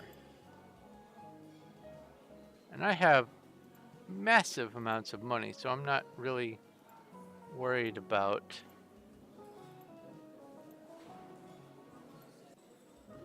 spending my money on things.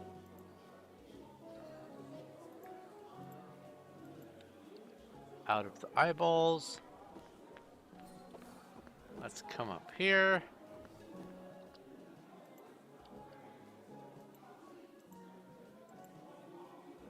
out of the statues. I love it. You can talk to these. It says, alert, you are talking to an empty spacesuit. Thank you. Alert, you are talking to an empty spacesuit. Okay, so this is ammonia resist. I will purchase that. Purchase. Purchase. This was empty on my arrival.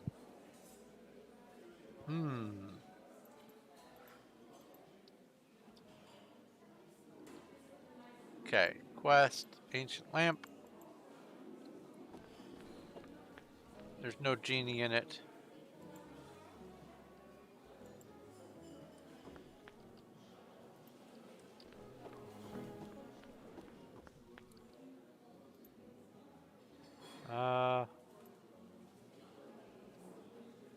Purchase.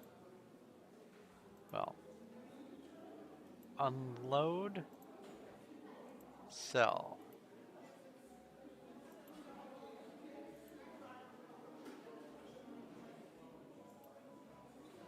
Purchase, unload, sell. I now have a fair amount of excess rocket ammo. In fact, I have, well,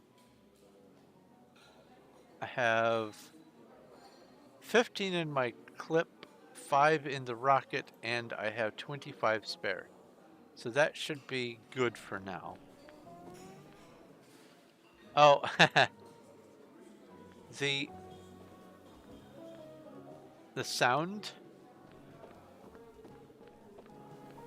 it speeds up and slows down based on your movement.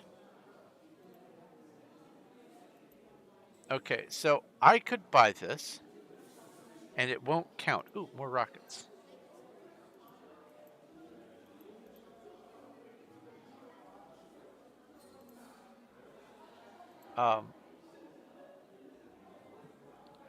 I won't be able to upgrade my ship any further than it already is.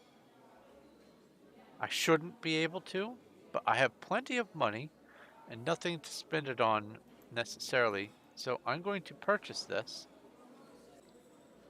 I'm going to test it. My storage is already fully upgraded.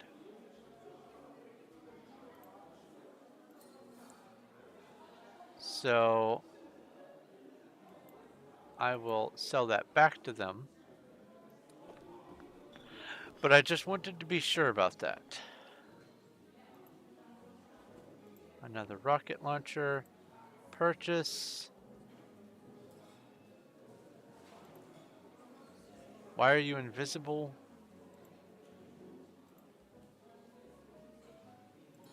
That's not good.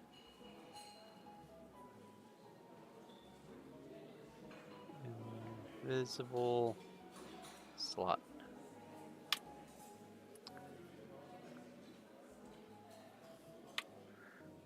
Okay, and what are your quests?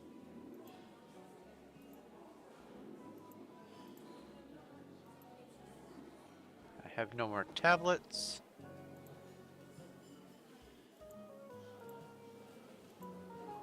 None of that.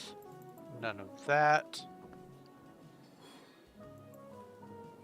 I have that. I think I'm out of the glands. Oh no, I have one.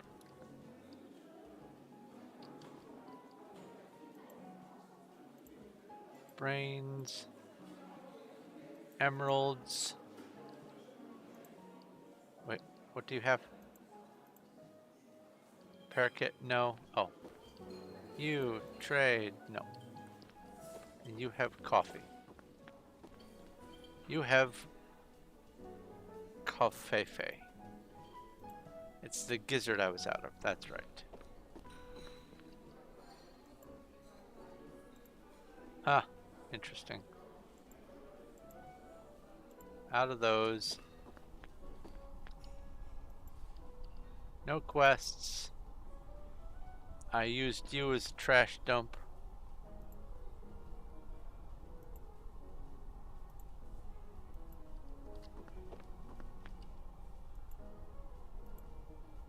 Eyeballs? No, out of those. Brains. Scrolls. Out of scrolls. Oh wait, what are you selling? Okay, only 2 or 3 more of these guys.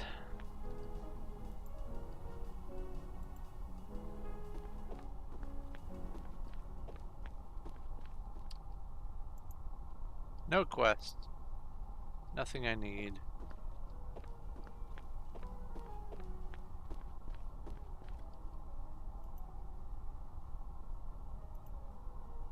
Purchase. Unload. Sell. That is weird. So there's ammo there. That's invisible. There's ammo there. That's also invisible.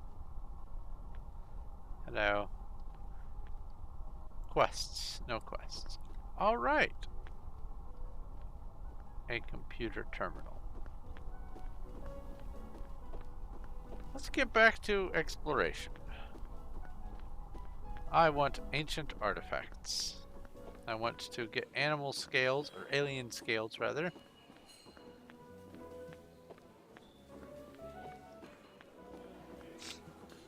I want to jump over this, but I cannot.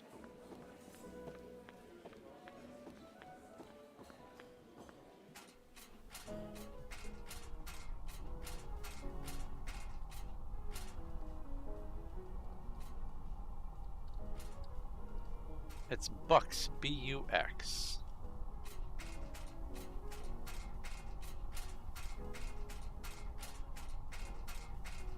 Get away from my ship. Now we've returned to the stars.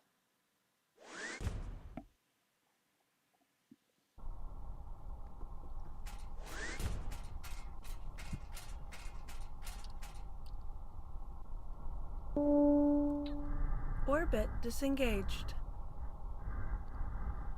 Where is my area?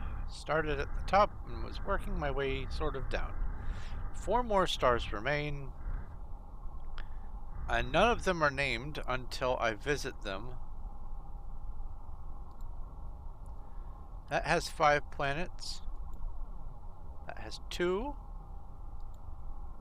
3 around a neutron star and 6 around that. So let's go to the 6. Warp engines engaged. And this will be RD 34-6. That's what my prediction is.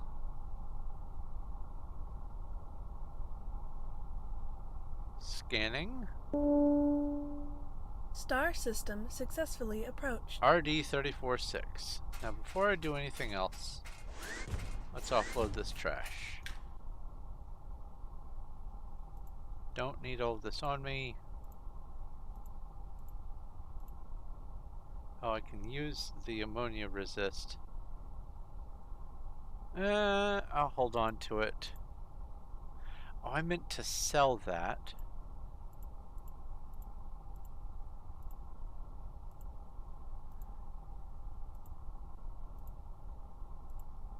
This can go here.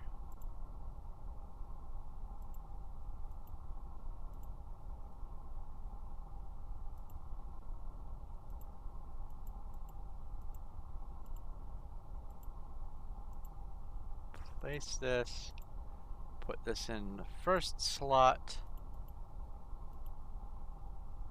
and then place that. Cool.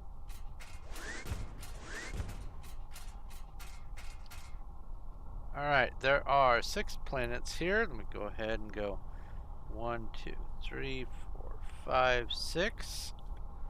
The first planet is... Hey, there's a UFO. I could go wandering around on that without having to blow it up, in fact. They are slow. They will not attack me. Maybe on the inside they will, but on the outside they won't. We have sulfur, no atmosphere, no liquid. Solar engines engaged.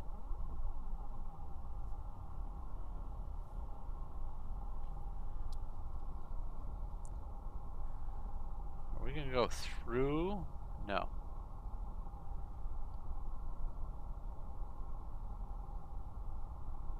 This is gonna be bizarre.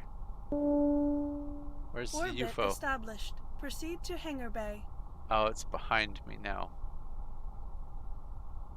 Alright, let's rewind time by about 70 degrees so I can have broad daylight.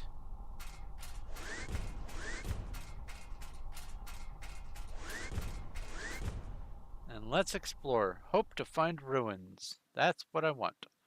All the ruins and aliens. This has no atmosphere on it, so there will not be aliens.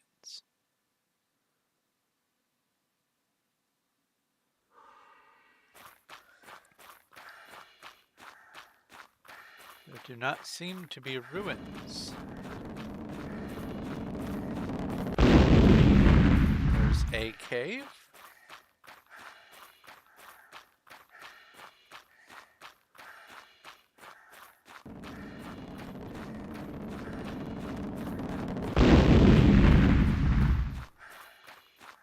So it is my objective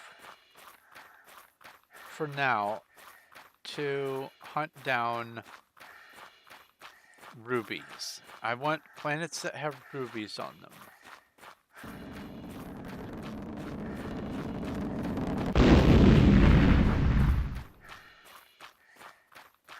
Because that's the one that I don't have enough of to justify just getting rid of them en masse.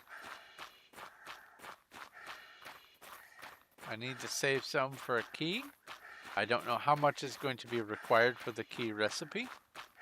So I have to hold on to them until I get maybe about 400 or so. And I only have 132 rubies.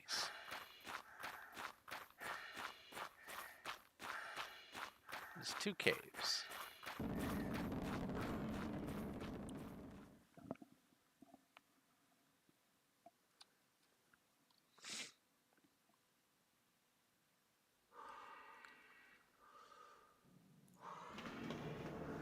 This is not ruby, so I'm just going to zip through here and look for chests.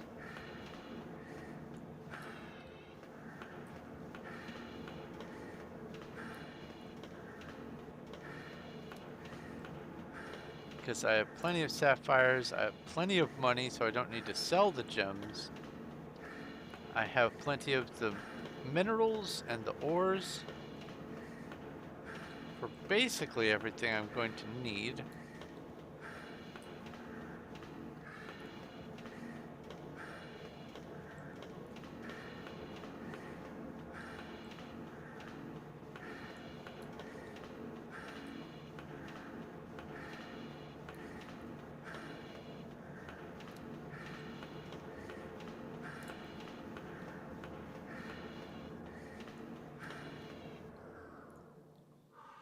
Drink some air.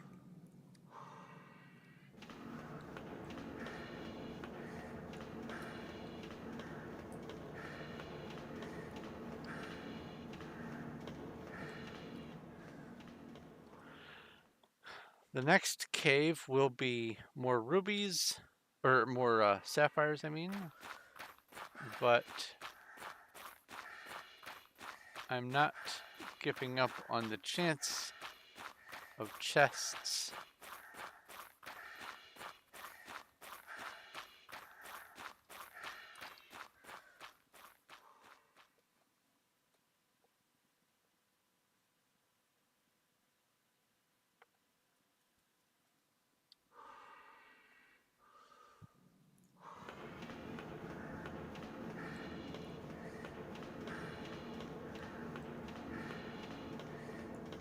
Oh, fun piece of information regarding that PDA that I have picked up. The way it's worded is when I click on this, it'll bring up, I've hidden my stash of items on a planet. That is default.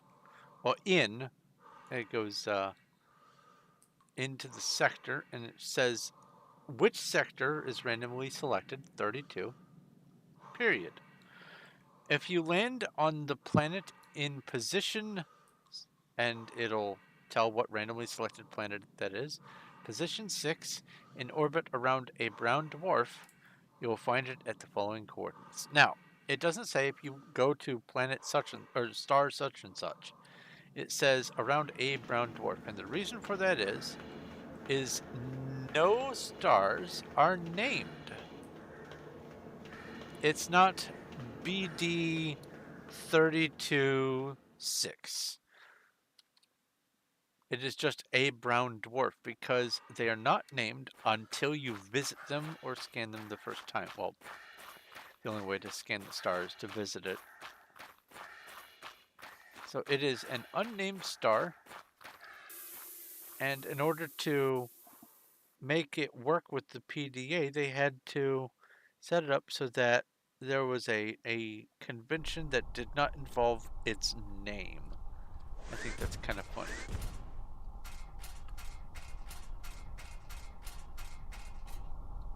Alright, next planet in this star system.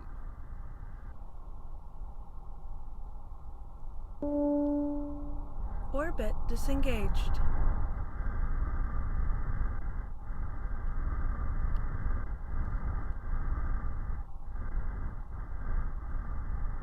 There we go. Sand. Solar engines engaged. With no atmosphere, no liquid, and probably no ruins, and certainly no life. Daytime.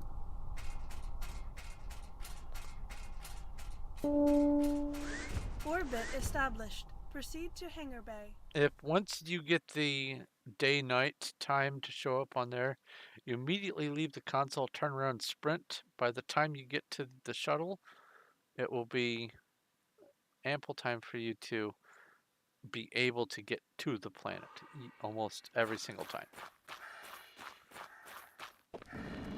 I've had it not be the case once, and it was just weird. I got to the shuttle and it gave me the alert that I needed to be around a planet, and I thought, well, I am. And then I got the message.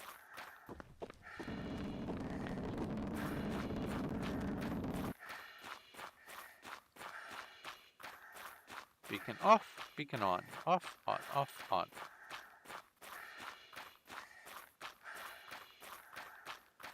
Thinking there are no caves on this world. And also, I'm going to suspect that I'm not going to find a chest either. No life, no caves, and no chest. That would be the trifecta of suck.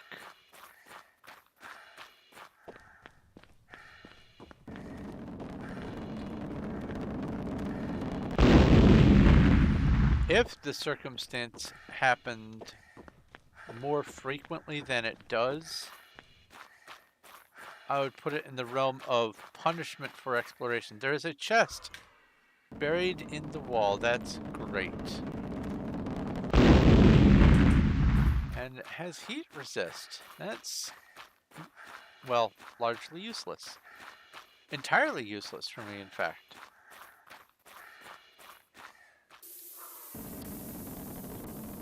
So I'm going to make a note here and go chest only. Because I want to keep track of that. And that is for some information for the dev. And has nothing to do with this exploration. It is just an aside. Orbit disengaged. Next orbit.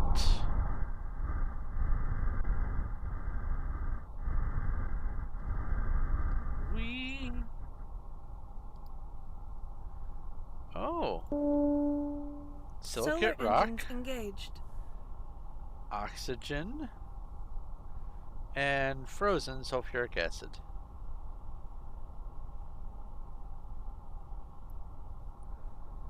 not today, but probably next week when I play this, I'm going to have some temperatures in Kelvin to go along with some of these frozen and liquid and gaseous versions of the different materials Orbit established. Proceed to hangar bay. to demonstrate the interestingness of how it is randomly put together.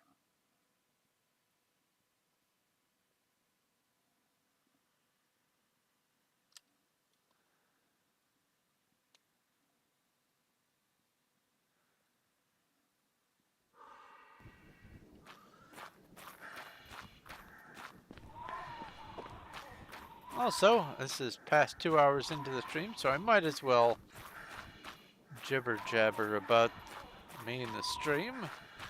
First and foremost, if you're watching and haven't subscribed, a subscribe would be most welcome. I'm trying to get to 2,000 subscribers, and every one of you lovely crew members is very happily received. I do at least one stream per day of a different game for every day of the week. I do Skyrim on Sunday, modded Minecraft on Monday, some sort of exploration game, like for instance this on Tuesday. I do whatever I feel like on Wednesday. Thursday is some more Minecraft on a public server that I play on, some large projects. And then, let's see here, Friday is Dead Frontier. It's a zombie dungeon crawler. I like my dungeon crawlers, like this game is a dungeon crawler of sorts. Was that a chest? No. And then I have Saturday for 7 Days to Die, where I'm going to be doing some other gigantic mega projects. I tend to do things really big and excessive and unnecessary, and that's why I like to play some of these games, is because I can actually accomplish big, excessive, and unnecessary builds or projects. Like, for instance, on this game, I mean, it is not frowned upon to explore every single planet. It is, after all, called Star Explorers, but most people won't. Most people have no interest in exploring all of the planets and stars. They just want to beat the game and go on to something else. Well, I love this game, and so I am going to set foot on every planet I can, because that's the kind of person I am. Big projects.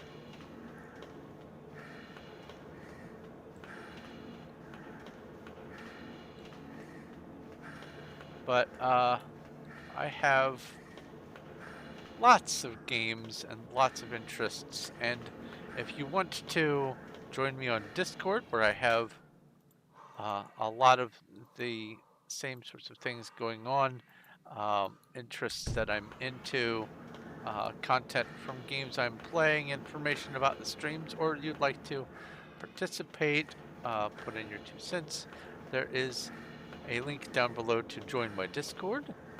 And when you do pick a role so that you can stay put. Otherwise, you'll just be visiting and you won't see much. Once you pick a role, you'll see all the stuff that there is to see on the Discord.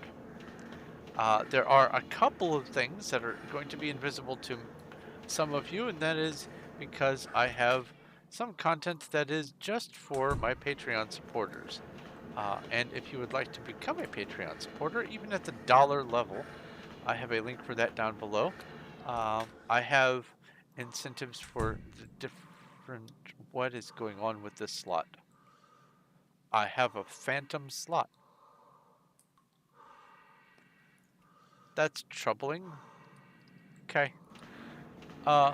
Anyway, I have a number of different reward tiers and things like that that are set up on the Patreon, and everyone who is a patron can have access to some of the bonus content. They get to watch videos before everyone else. Oh, I can actually reload my rocket launcher. But there's other stuff available. Another eyeball, that's nice. I have also got the Streamlabs set up so that you can just do a one-time tip if you want. You can go, oh, I like this guy here, have a buck, or have a pizza on me or something. I put all of the funds that I get from any of that towards getting replacement mouse, getting new headphones, getting Discord Nitro so that I can have a setup for doing maybe movie nights on Discord and other things like that. I have in my to-do list, I have the Streamlabs Ultra so that I can multi-stream to both YouTube and Twitch at the same time and other platforms if I want to. So there's that. It is unlikely I will find any chests on this or in this cave because there were chests in the other one, but I'm still gonna look.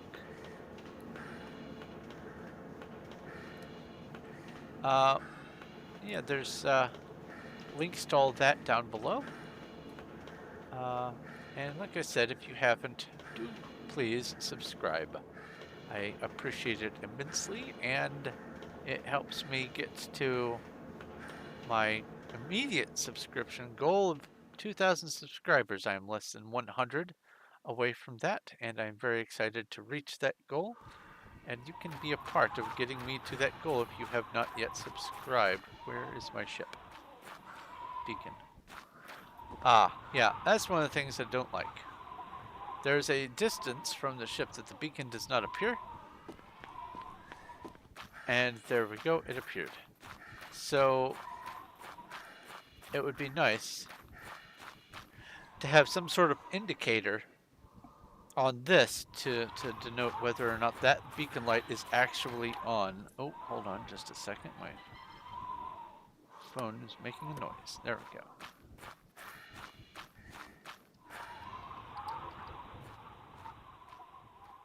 So nothing useful on that, but I did get a silicate planet with oxygen and frozen sulfuric acid for the checklist. And after today's exploration, I will tabulate the planets that I think I'll just list the ones that I need to visit. Orbit disengaged. Because it can be inferred which ones I have visited from that list. Solar engines engaged. So this is sulfur, no atmosphere, no liquid. We have been to one of these today. Very cold planet.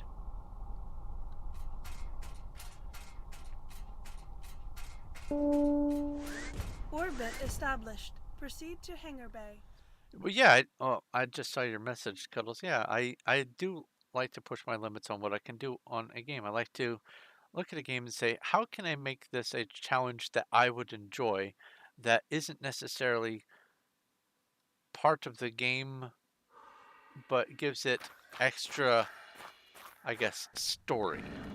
I like story. I like lore. I like history. I like I guess the archaeology of it. The research. Honestly, I'd love research. That's what it all boils down to. What can I do? What can I learn? What information can be garnered by me staring at this thing?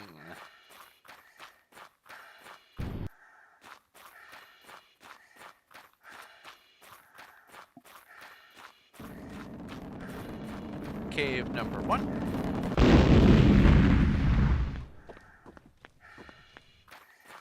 Probably going to end up being cave number only. That's interesting, by the way. I like words, and word only means one like. There is no word, there's no two-ly and three-ly and four-ly. There are no words like that beyond the one for one.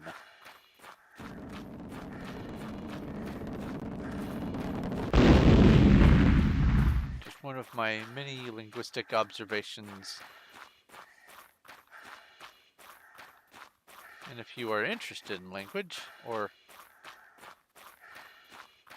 have insights in language, I have a whole channel on my Discord, or a whole chat. Yeah, it's a channel.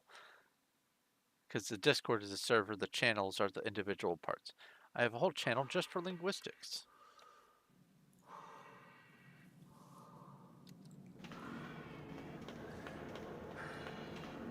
What's in here? We've got sulfur, or sapphire, I mean. This is looking like I don't need to be in this cave. I'll nose around though. Who knows, I might find a chest. But I'm not gonna spend a rocket on that, just on the off chance of a chest behind there. I want more certainty. I have to see the chest. Also, use item.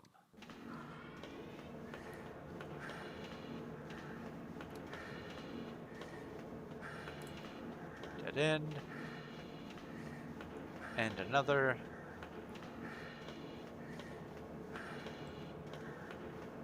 This is great. I was hoping to get the ancient oxygenator today so that I could just zoomy through all of the caves. Dead end.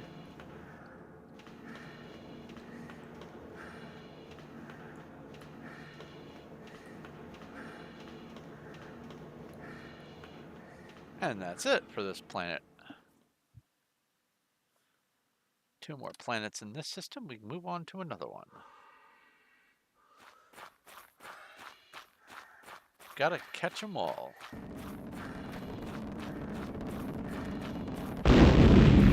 Or at least gotta catalog them all.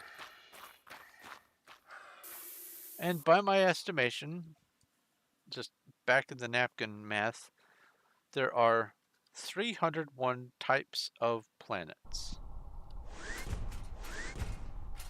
And it is my hope to experience all of them. Liquid water is going to be just... Orbit disengaged. I think I'm going to keep that as a bonus, because the rarity of finding liquid water on any planet is so Solar engines engaged. impossibly low that I think that it has to force one of them to exist for the purpose of the quest. There are frozen water planets, rarely, but liquid water, I've only found one in any star system, or any galaxy.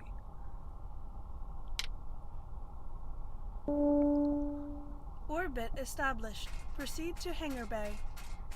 Alright, so this is oxygen, frozen sulfuric acid, and sulfur for the planet's surface. And we just, 2 planets ago, were on oxygen, frozen sulfuric acid, and silicate rock.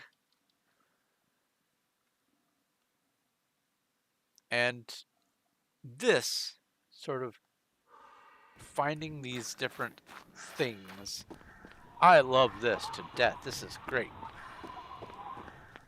This is something to do up aside from and beyond. Ooh, ruins. There are ruins on this planet. Beyond the actual exploration. I love it. I'll take this, and actually I can heal my suit. Yeah, this and that invisible inventory slot. I hope that fixes for the next launch of this. If not, that's problematic. Alright, where's the chest?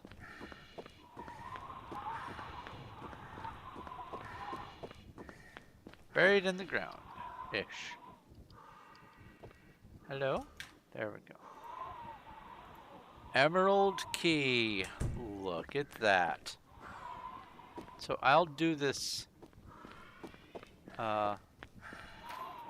cave after I explore the rest of the planet for some chests, and then I will go to the ship, make the emerald key, and then come back and we can go inside there and hopefully we'll find another lovely artifact.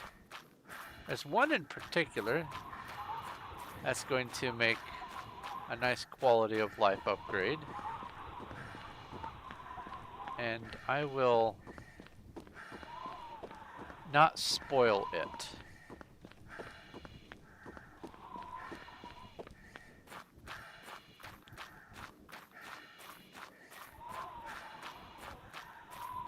Alright, cave. What you got? Also, the ruins will have the same gems as any caves on the planet. So whatever I find in here is also going to be in there. Interestingly, when I find a ruins, whatever gems are in it have never matched the key that it takes to unlock that particular ruin. And that's just a random chance thing. I just find it neat. Silicon rubies! Okay, so absolutely thrilled to find some rubies. Weren't a lot, that's okay. Let's go back to the ship. Let's make the emerald key, and then come back down here and snoop around.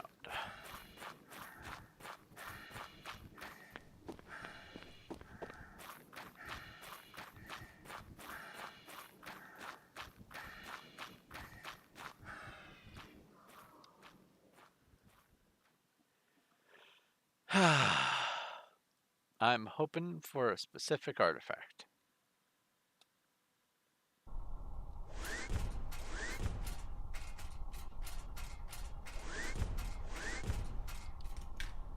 Okay, first off, let's place item. Let's see about placing that.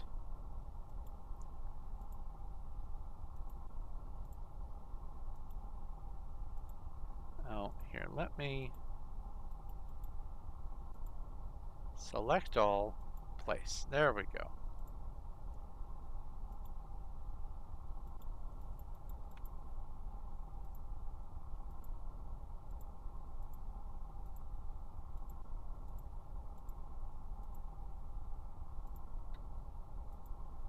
Emerald key, that's what I need. Place. Place the cold resist. Keep that. Place that. And then heat resist. Air tank. Health kit. Use this. So it's emerald, iron ore, and calcium. Emerald.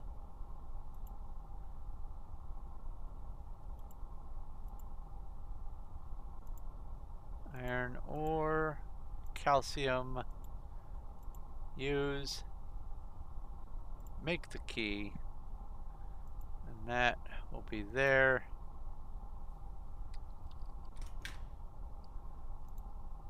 Place, place, place, and then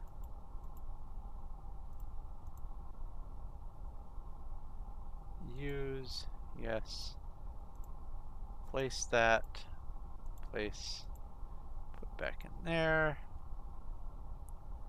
and take. And I can put that away, and now I have the emerald key. Let's go back to the surface and see what's in that ruin.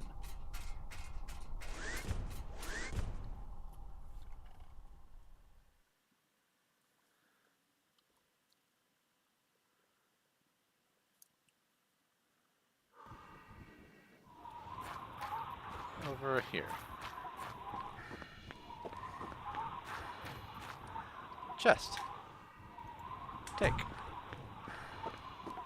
With any luck, Acnexium will no longer be needed after this. And now I don't need to make any more emerald keys. Any of the ruins that are emerald key ruins use the same emerald key and it doesn't get used up. So what are you? Ancient oxygenator. Okay, well, I mean, I can sell the blueprint. That's alright. It just means more exploration to be had.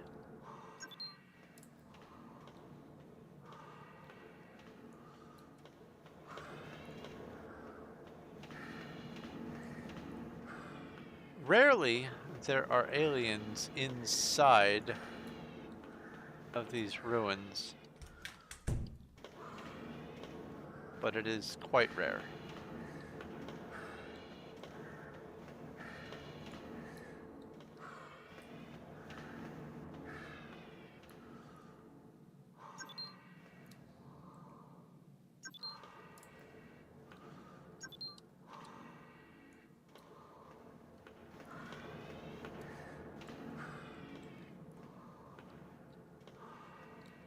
Oh, that is just a dead end.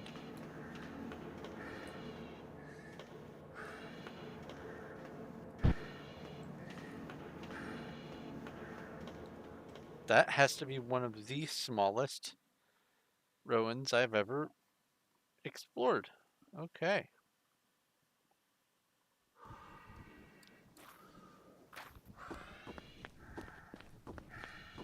Is this one of the ones that has the...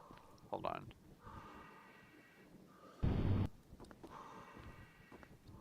Nope, it's not. It's a funny graphical thing on top of some of the ruins. You get to see the door from above.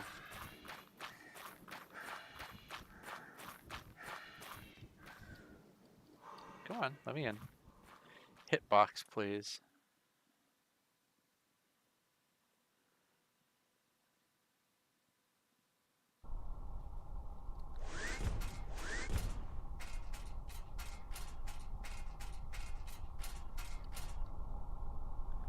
Alright, one more star in this system.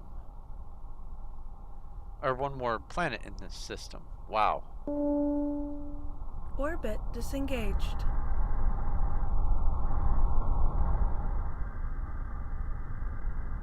Outermost orbit. Show me what you got. Regolith, Solar hydrogen, engines frozen engaged. ammonia.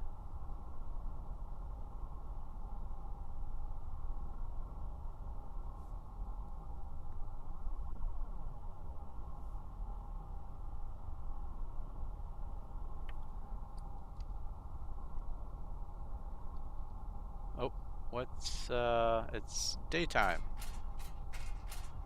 Orbit established. Proceed to hangar bay. So there's hydrogen, there could be tornadoes, we'll see.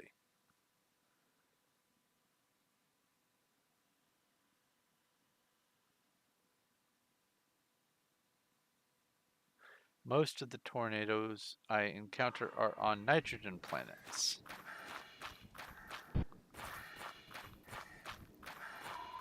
Normal gravity.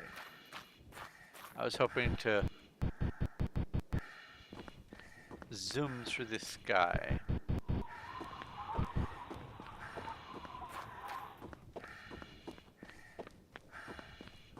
This oversaturated white is so bright.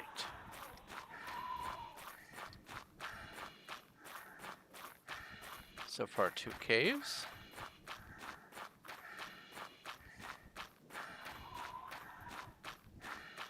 That was a loud car. Oh, I didn't even bother looking. I got 20. I got 20 more ruby. I feel like I ought to have gotten more than that.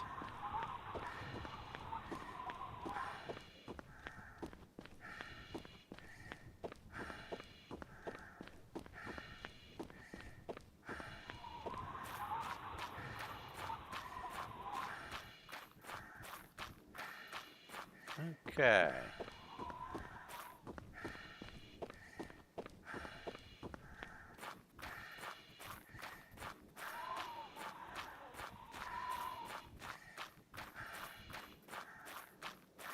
Alright. Into the cave. More rubies, please. I want a ruby key. Also a sapphire key and an ecnyxium key, but work with what I've got. You are emeralds. And you know what?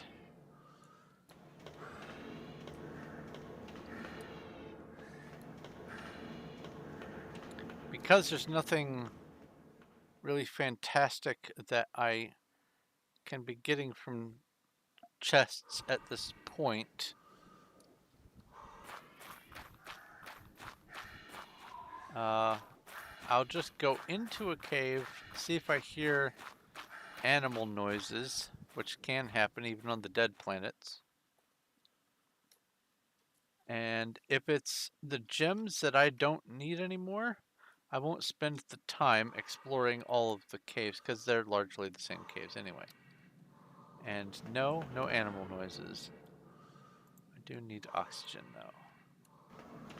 I'll grab you. You're right here, I'll grab you. Poke my head in and leave. I think that's gonna have to be the method from now on because I don't want to spend all of my time going through caves that are just the same materials as every other cave. I want to explore the planets, not the caves. I want to get the special loot.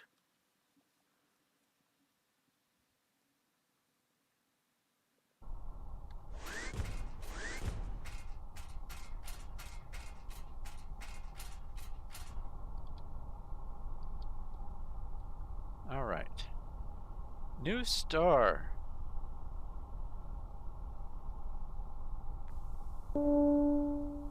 Orbit disengaged.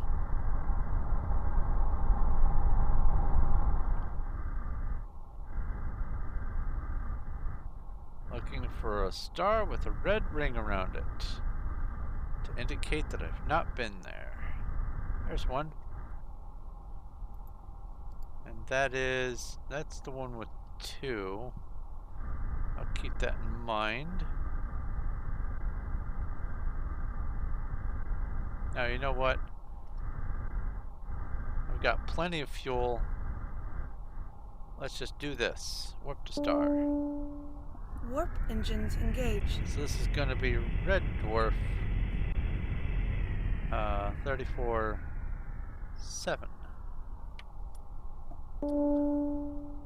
Star system successfully approached. 2 planets. Let's do this. Solar engines engaged. Silicate rock.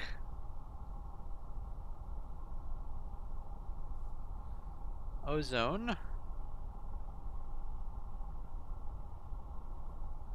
And frozen mercury. Interesting combo. Orbit established. Proceed to hangar bay. Definitely not a good planet for a vacation.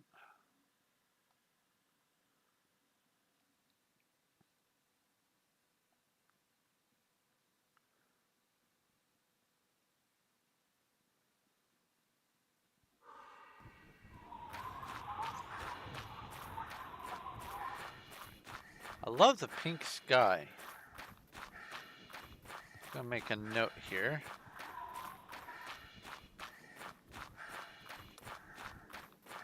Trying to see what sorts of conditions might cause the pink sky, or if it is just a random assessment or a random assignment. Assignment.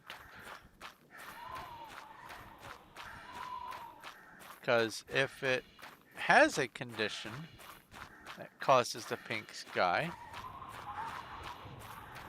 then it should come out in this data that I'm taking down as I look for artifacts.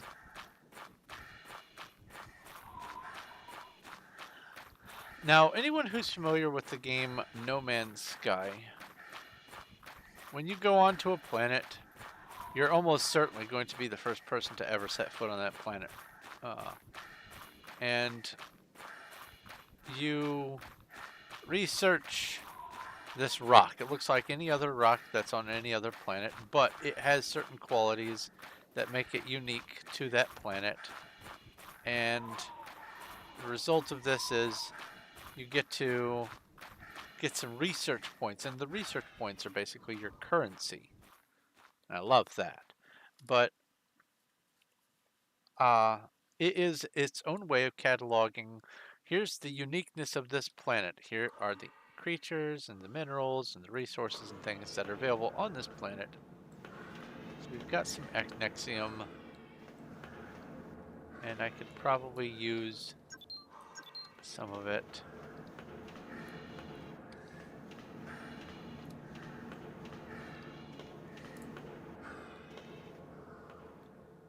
Not gonna waste a rocket. We'll grab this guy here, and let's get back to the other cave. And anyway, in, I guess, my own sort of silly way, I'm trying to do a different kind but similar research to each of the planets that are in this galaxy. And the galaxy here is way smaller by nature of the game. Way, way, way, way smaller than No Man's Sky. No Man's Sky is saved, the whole galaxy is static, it's saved on a remote server, and everyone who plays the game gets to see the exact same galaxy, and if you know the coordinates and have the ability to visit the vastly distant stars, you can go pay a visit to something that maybe your friend found or whatever. But it is all the same map. Everyone is in the same universe, the same galaxy or whatever. And you can, if you had an infinite amount of time, theoretically visit everything, but it's going to be ultimately impossible.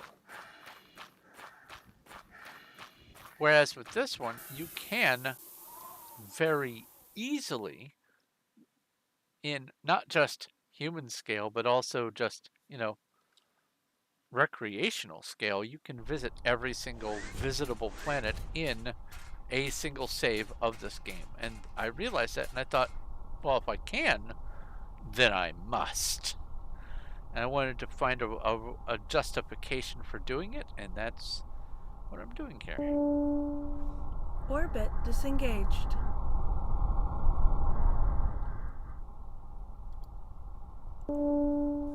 Metamorphic Solar rock. engines engaged.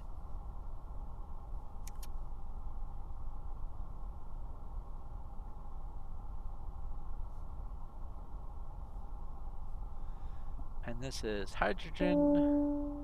Orbit established. And frozen Proceed to hangar mercury. bay. Interesting.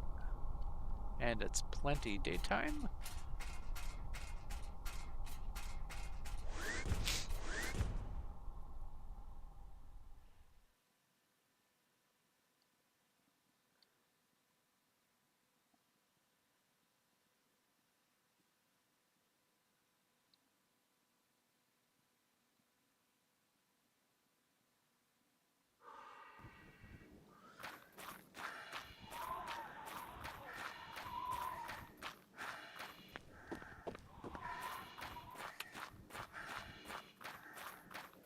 So this is hydrogen gas and the sky is blue.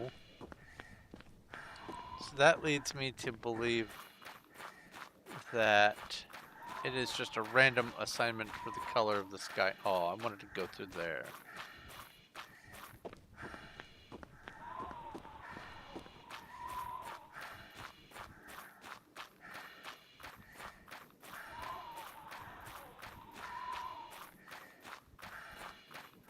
No chest. No chest so far, I should say.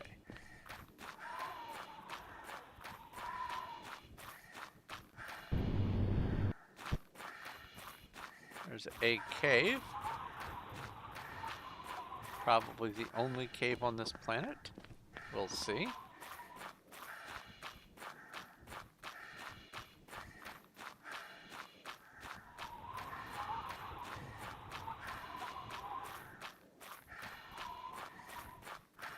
Two caves. Hopefully there are rubies. And there won't be any more caves there, so I'm just going to go ahead and go in this one. Excuse me. I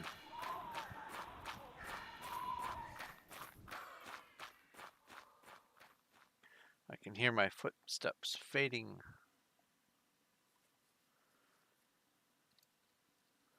So the liquid was frozen mercury, huh?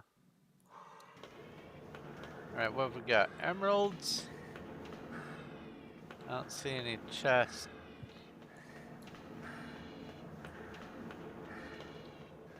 Poke my head in, see the emeralds, get back out.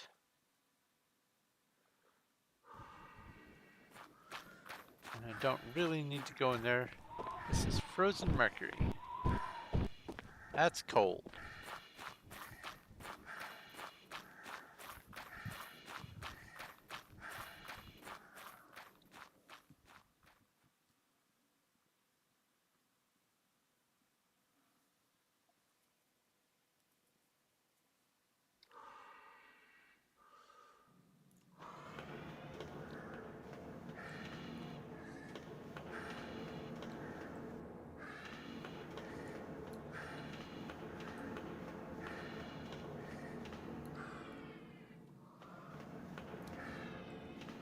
Yeah. Next star. A largely uneventful star.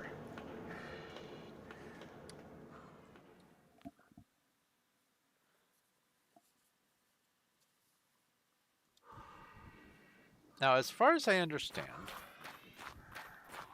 there is guaranteed in every sector, not in every star system, but in every sector, there's guaranteed to be a star that has at least one planet that has the actinium fuel crystals on it.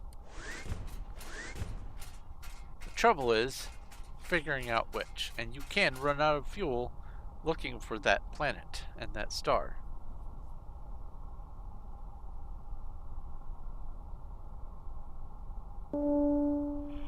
Orbit disengaged.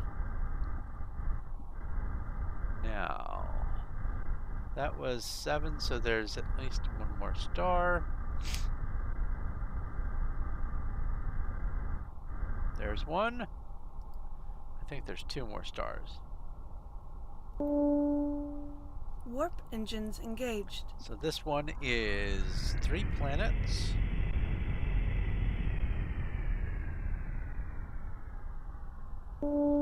Neutron stars Star system 34, successfully 8. approached.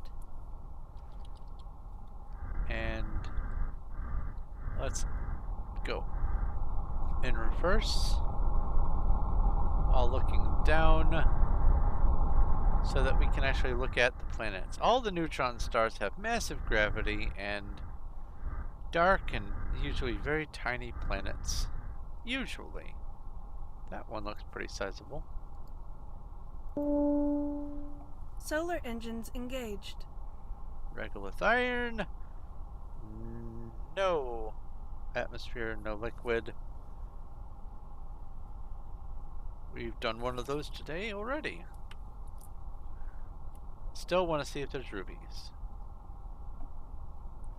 And if there's ruins as well. That's equally important.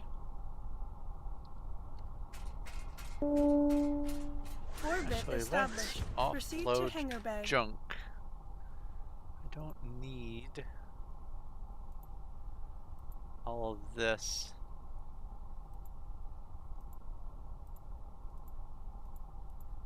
On me.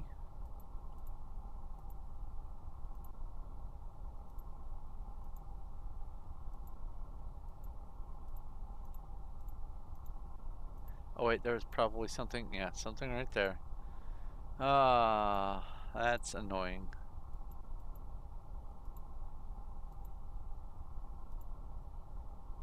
Okay, rubies. We have 162.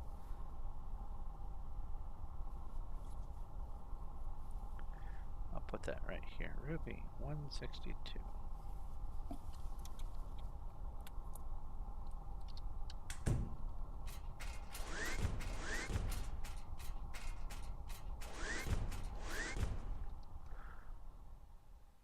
I have the emerald key, I have the diamond key. I need to find the sapphire key, but I have plenty of sapphires for it.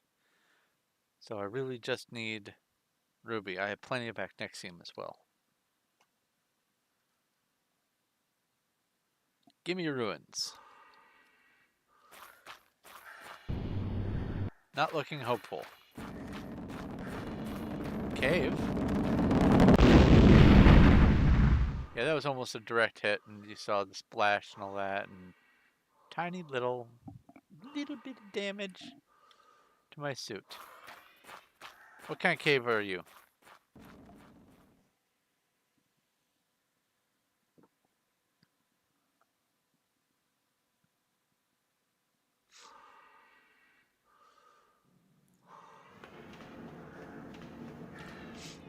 Sapphire.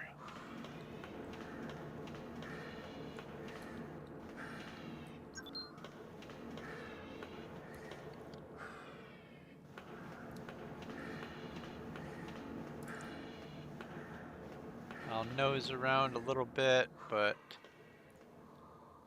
yeah, this is a nothing.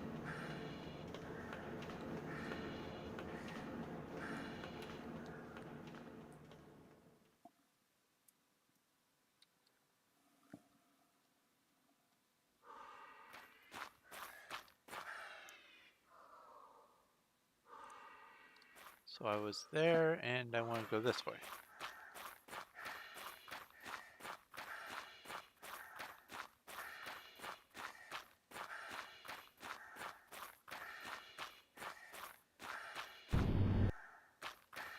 I'm seeing no ruins, no crashed UFOs. Oh, it's getting dark. The temperature is 8 Kelvin. Let's go find another rock to walk on. Add to the collection.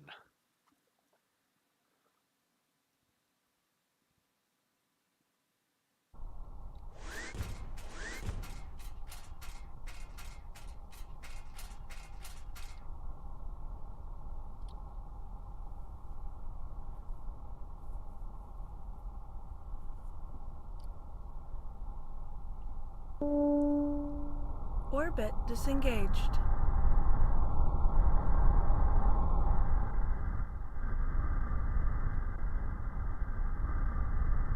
Oh, go back. Silicate. Solar engines engaged. We have hydrogen and frozen mercury. So we had a metamorphic rock version of these conditions just a little bit ago. Orbit established. Proceed to hangar bay.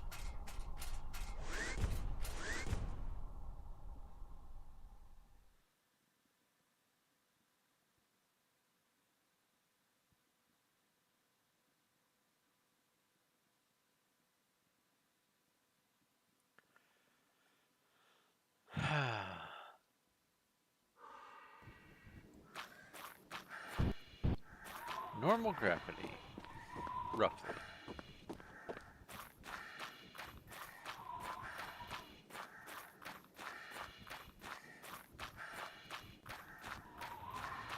Oh yeah, if you want. Anyone who reads this, she is playing on that Performium Minecraft server that I play on, or that we play on, while she watches the stream. Now I saw a cave, and it's not. There we go. Now it's all the way on the thing. The entire circle has to show up for it to register.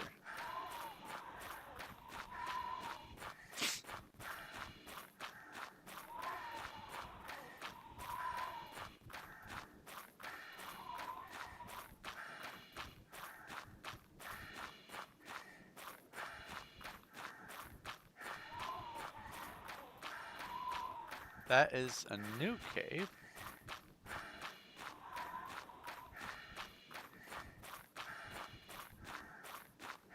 I'm just gonna go ahead and poke my head in.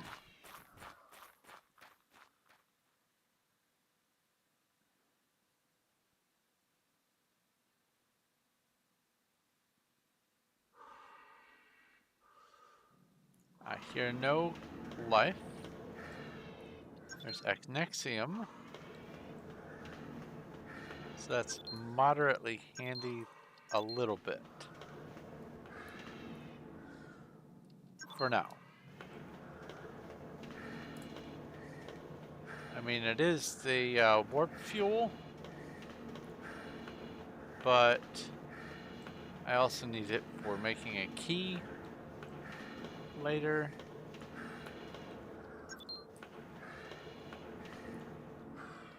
Probably.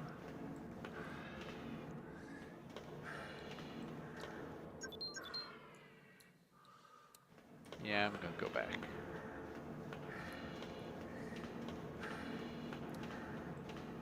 Not much doing in here. I have set foot on this world. I have identified there are no ruins and no rubies. I shall leave that cave unexplored because it's going to be basically more of the same. I want new stuff.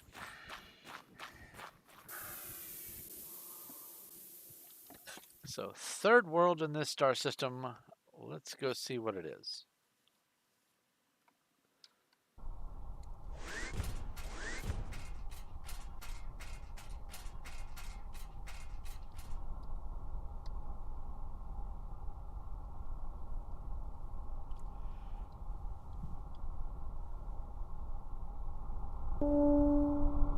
Orbit disengaged.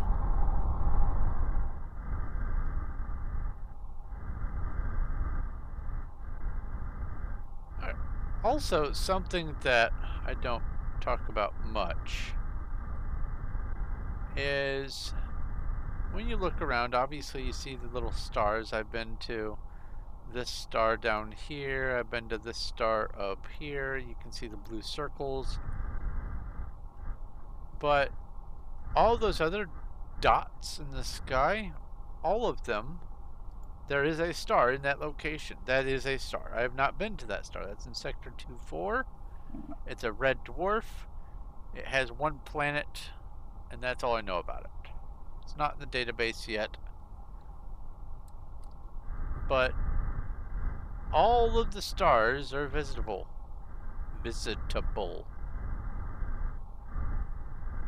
Every single one. If you have the fuel. Ah! Planet number 3 is sand. Solar engines engaged. Oxygen. And frozen methane.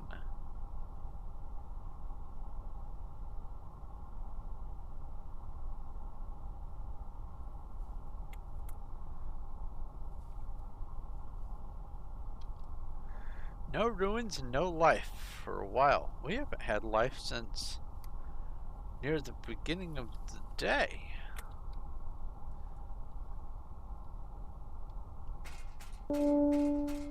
Orbit established. Proceed to hangar bay.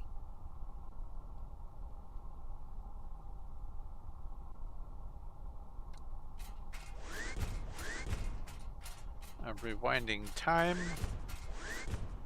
Rather, I'm sleeping forward through time so that it's as if for each sleep 70 degrees of the circle have gone backward to put me earlier in the day. So I did it for 140 degrees, and that should put me at early morning, midday-ish. Tornado! And ruins!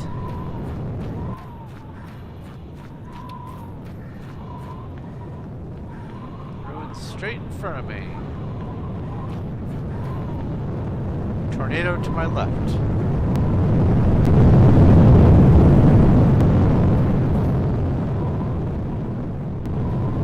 Didn't even feel it. It went right through me. Sapphire key, look at you. Alright.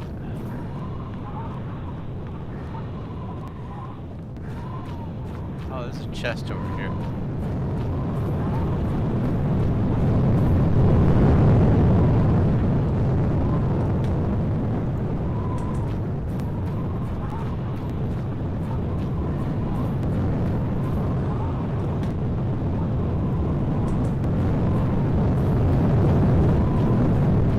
Often, very often, when I come to a world that has ruins that you can explore,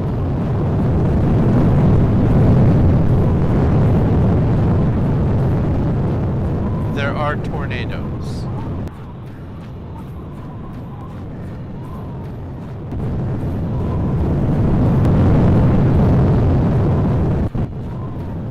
Release me.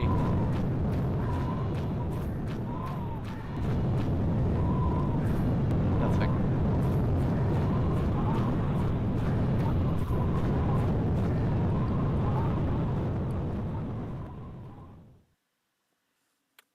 Okay.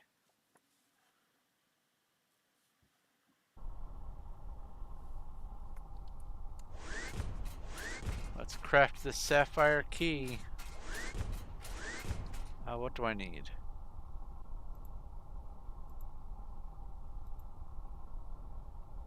Well, obviously sapphires, but copper ore and fluorite.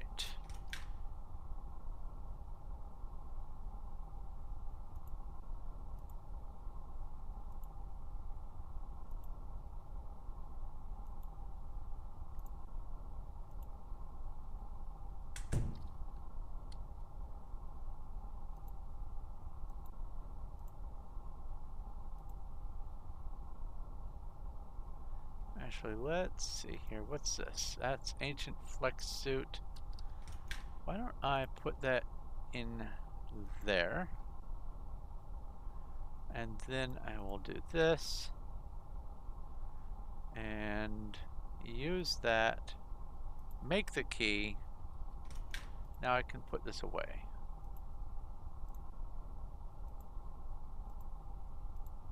Here, now I can select and place all. It's not a phantom.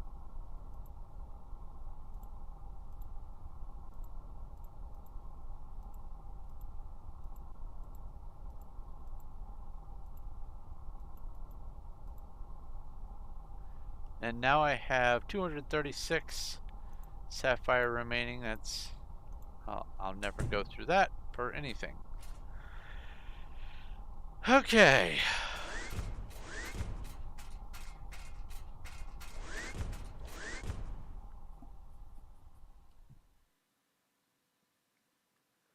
Something new. Something new, please. Oh, I need to go this way. After this, I'm going to go grab a drink. Or refill my drink or whatever. And then I will continue with the exploration.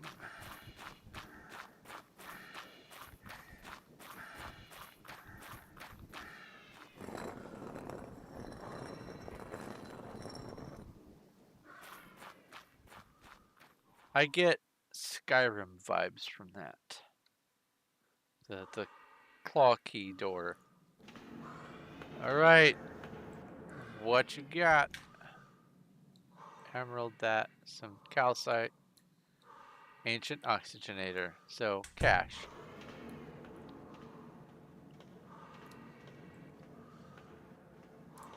No aliens.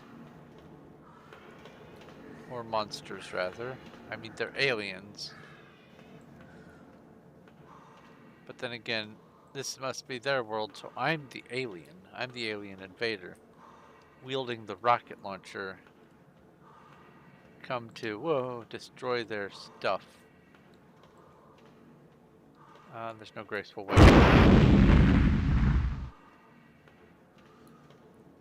Well, that was a waste of a rocket.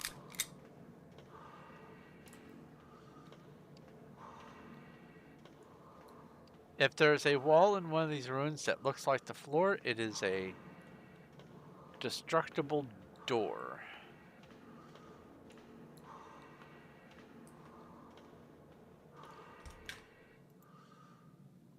Health kit.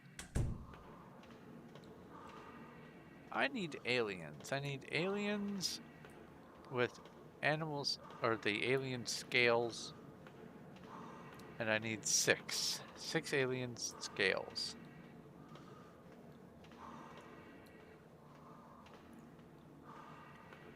Because I want to make a flex suit. Oh, this planet has oxygen. That's why I'm not running out.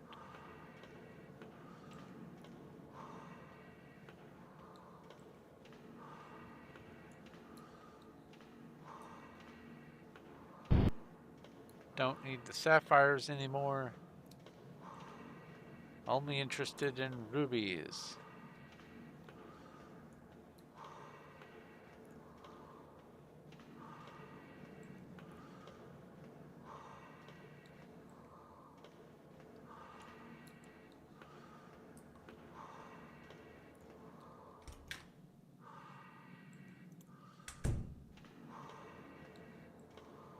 Oh yeah, I can sprint.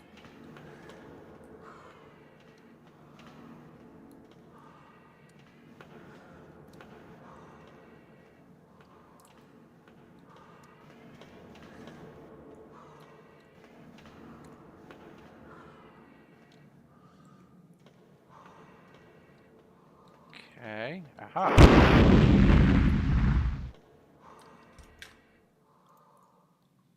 Sonic cannon, health kit, meh.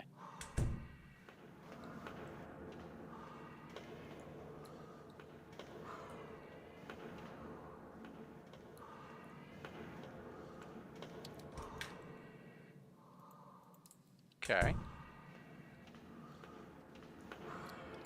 Now, I'm not using my...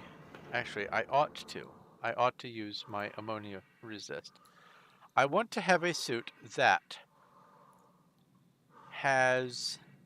Oops. That has,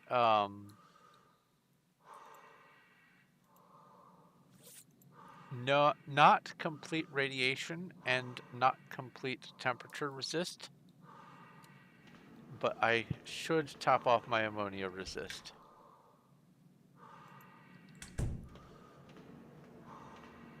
And the reason for this is there is one achievement that I need to get to have the completionist in me be happy, and that is to die on a planet to both the condition of radiation and heat at the same time. And the only way to do that, to identify what planet has those conditions, will be to take damage on a planet that I know has heat and radiation. And the only way to know if it has radiation is for me not to have total radiation resistance.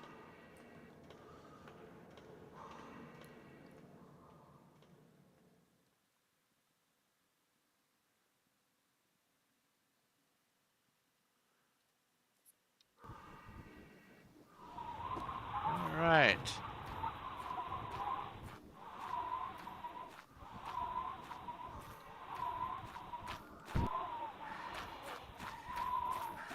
So that was that. Nothing new, sadly.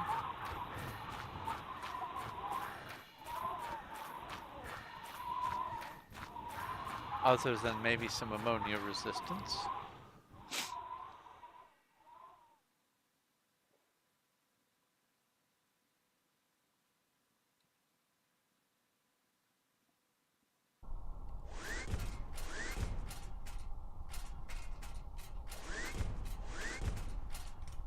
Let's get some more of that ammonia resistance.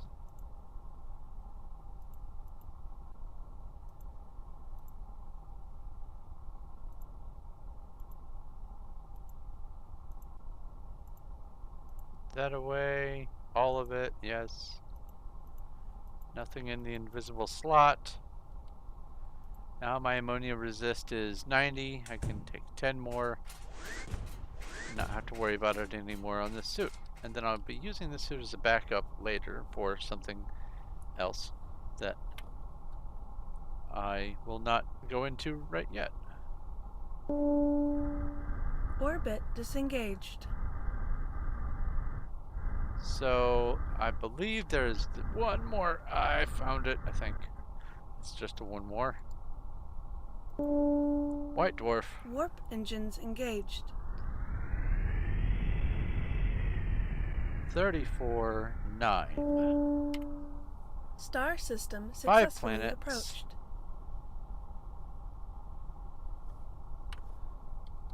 And let's find the first planet. Igneous Solar and engines nothing. engaged.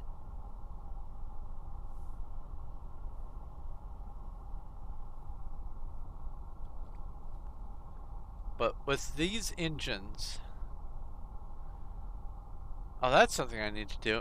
You can see me traveling at that distance, or traveling to the distance of basically 0 for the orbit, and it's measured in AU, which Orbit is established. Proceed to hangar bay. which is astronomical units, and astronomical units are the 93 million miles that it takes to get from the sun to Earth. That is one astronomical unit. And it takes light, the fastest thing in the universe, 8 minutes to go from, a little more than that, to go from the sun to Earth. And so, if I can travel... Okay.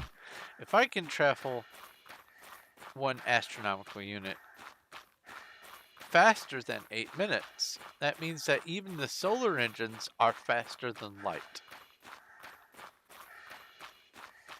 And I think that's interesting.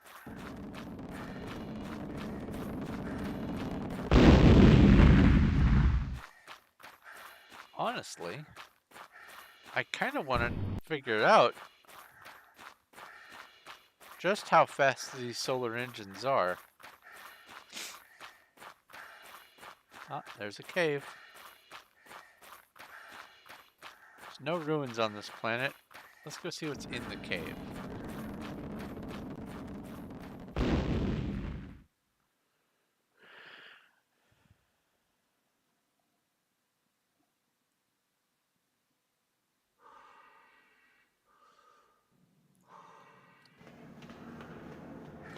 Emeralds. Okay, that's all I needed to know about this one. I need rubies. Ow, my hair. Where's my hair stuck on?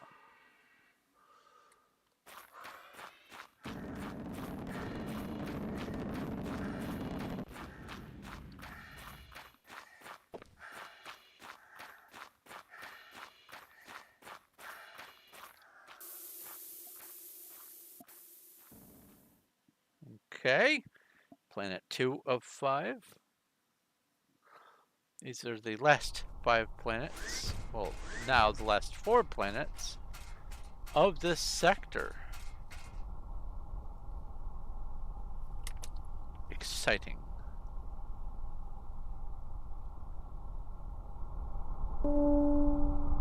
Orbit disengaged.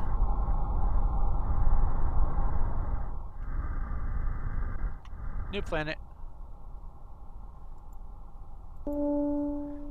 Solar engines engaged. Metamorphic rock. Methane vapor. And no liquid.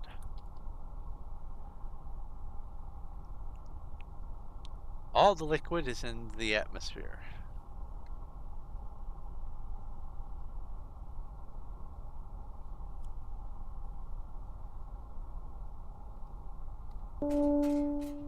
Orbit established. Proceed to hangar bay.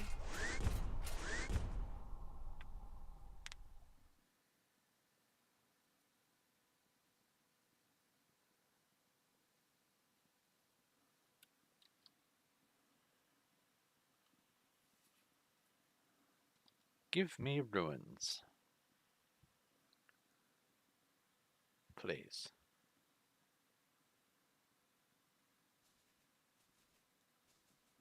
I hear life. Methane vapor often has life. There is a cave. And it's just already hostile at me.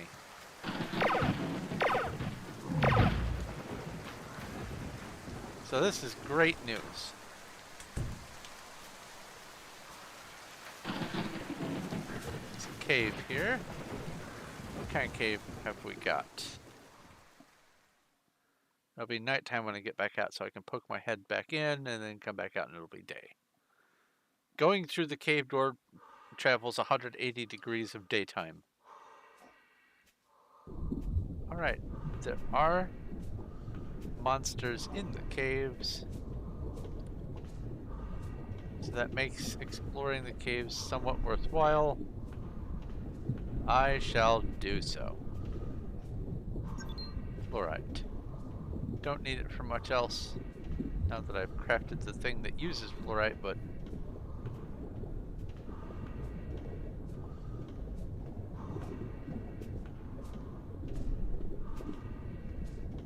ruby. So now I definitely want to continue exploring this cave. Tiny ruby. And this planet.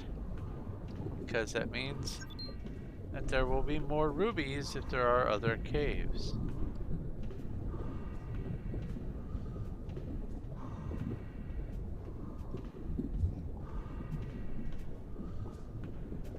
See, I hear the other alien monsters wandering around, but that could be in an inaccessible cave. Or an inaccessible cave tunnel, I should say. All of this is one cave.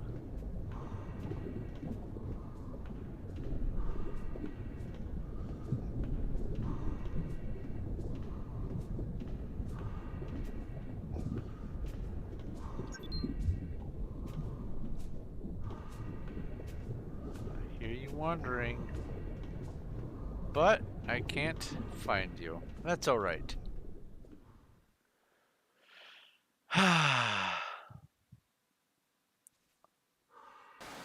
More life, please. More life.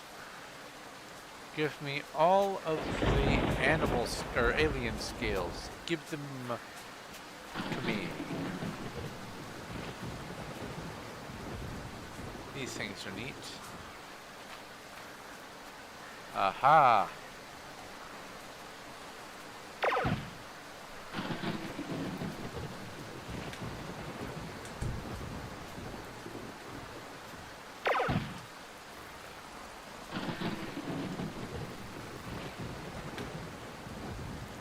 There's one.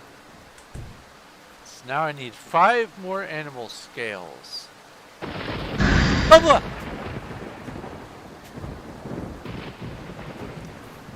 Stupid creeper-esque thing.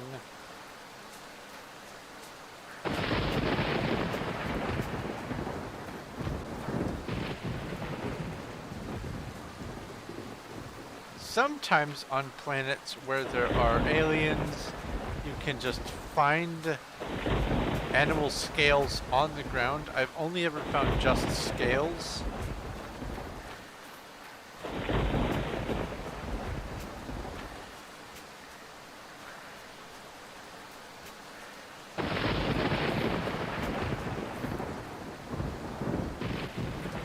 I'm not seeing any other whoa, whoa, whoa, open my mouth too soon.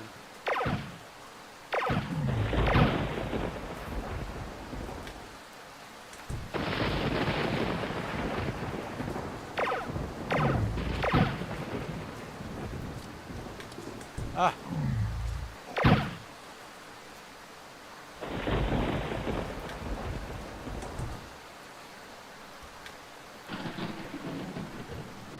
That's 3. I need 3 more. Any other takers?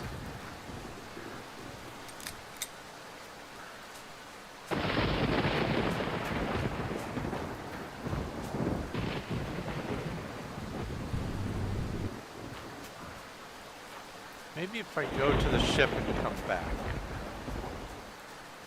Because I do really want that flex suit.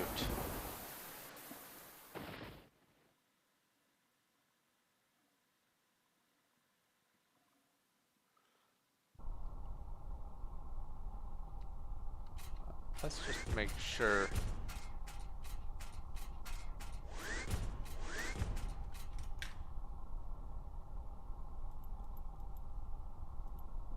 One, yeah. And for the flex suit, I need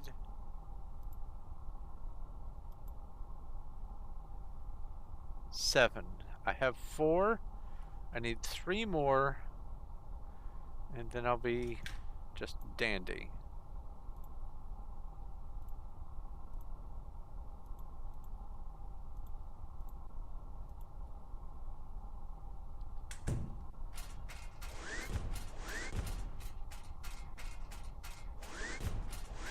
Alright, give me more. I'm not farming them. Not at all. Now I hear footsteps, but that does not mean that they are actually wandering around.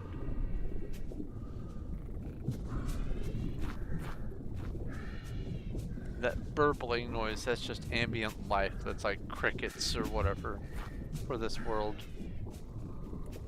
Hello?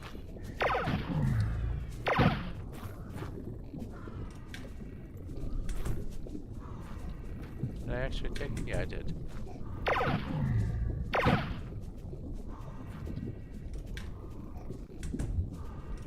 Did not take that, though.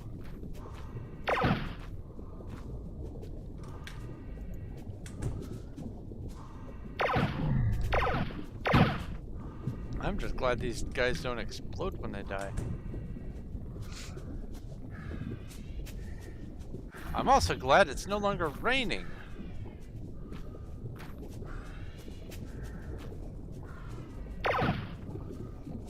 Weather's neat, but I don't like it.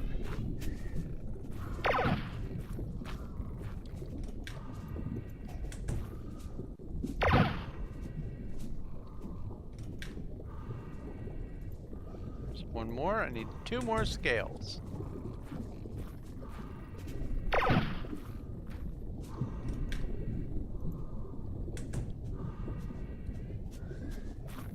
Need to get more blaster ammo. Or pistol, whatever it's called.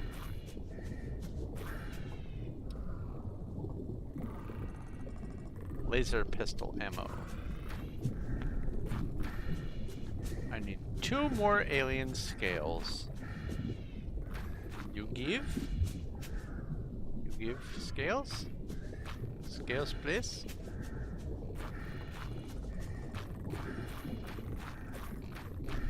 I'm a special kind of researcher.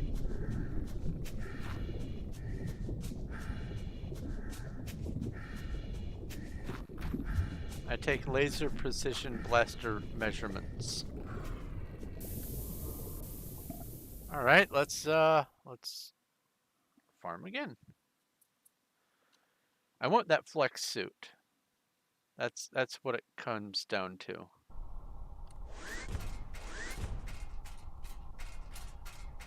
What am I doing?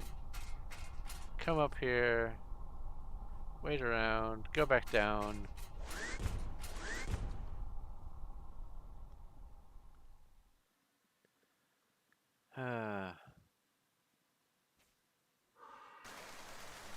It's raining again. Of course it's raining again. Why wouldn't it rain again? The planet cries because I am harvesting it.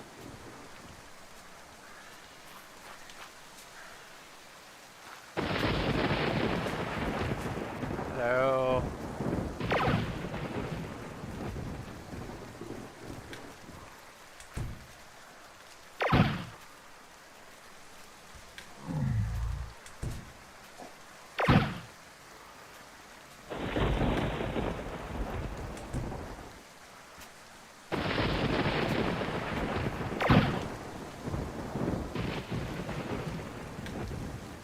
Okay, I only need one more. That's it, just one.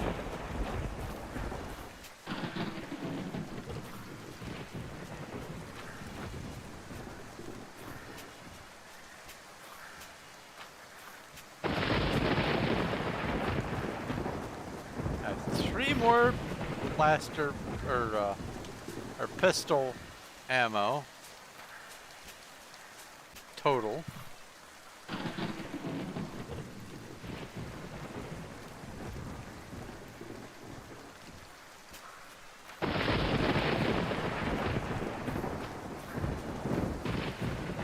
I have a bunch of rifle ammo.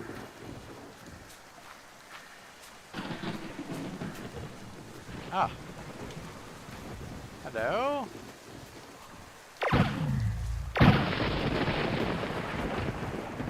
You give?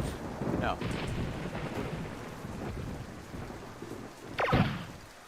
You. No.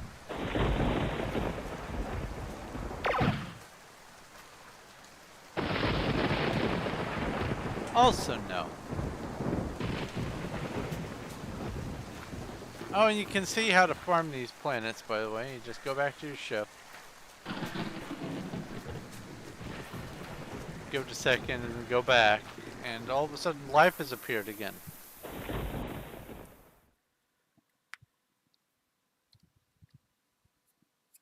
I promise all of this murder is worth it.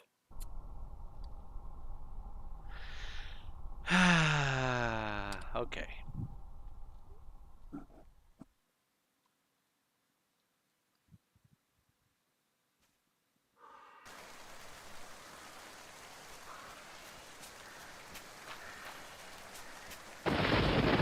Still storming.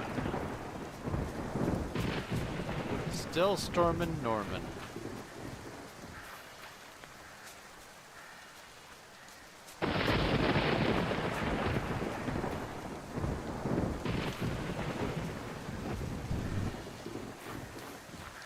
Hello.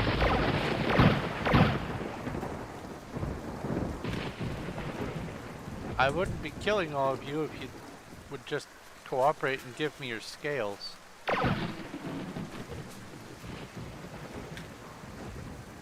Enough with the brains. I want scales. Just one.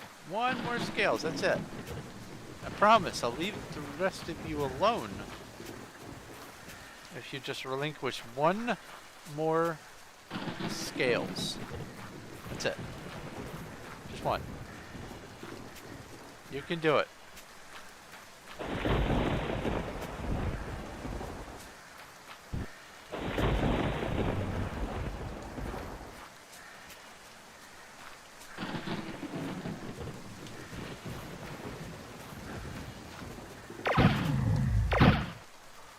Ow, you touched me.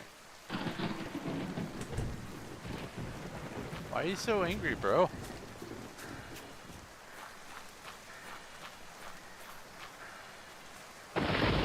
Nope. No, no, no, no.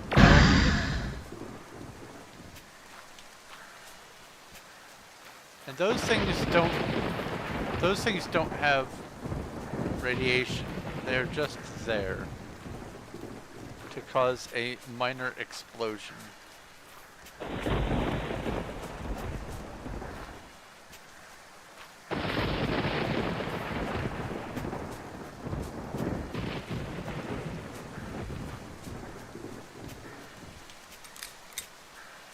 Alright. Alright, planet, you're the one making me do this.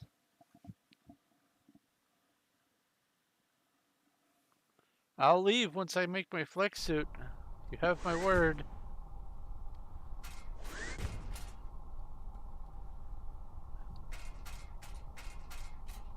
what are the items that I need?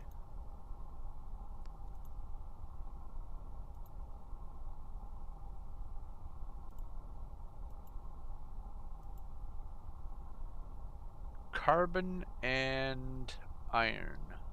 I'll just go ahead and put that in my inventory.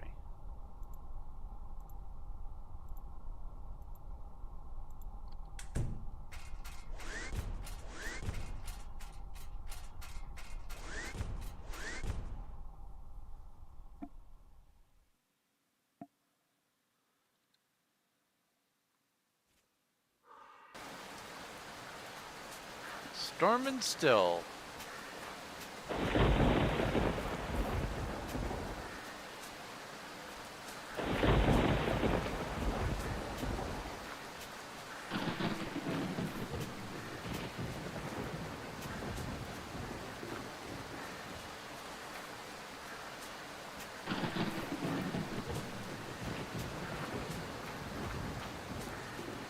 Now I know I haven't hunted you to extinction yet. Doubt I can.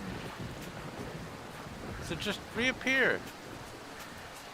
All the cool kids are doing it.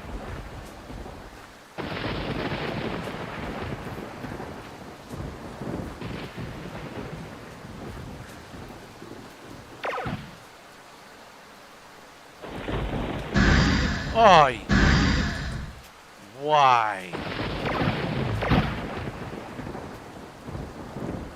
I hate those things.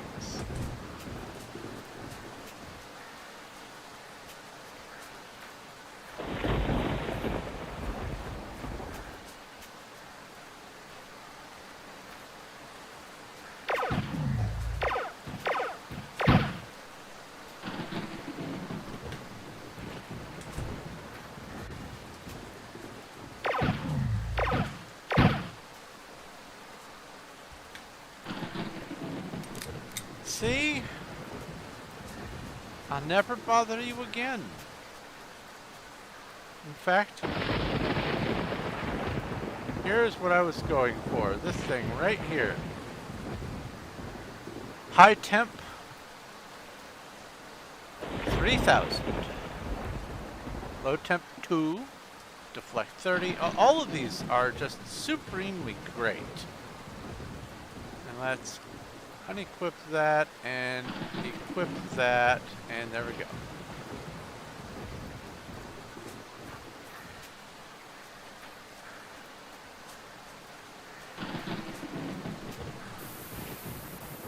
And so what I'll do is I will raise everything up except the radiation so that I can find planets that have radiation. And then I'll see what the temperature is, and then if it's the right conditions, I'll take the suit off. Oh, here, place all, and then do that. Place. All of this stuff goes away.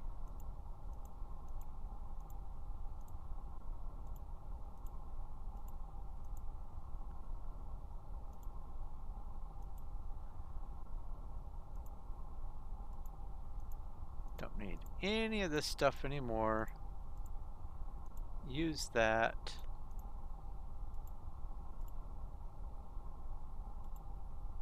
Take this. This is going to be overkill. I have negative 49, but now my suit goes all the way down to 0.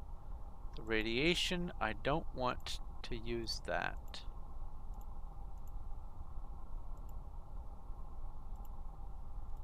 I will take that. I'll take this. I'll take this. Use, and use.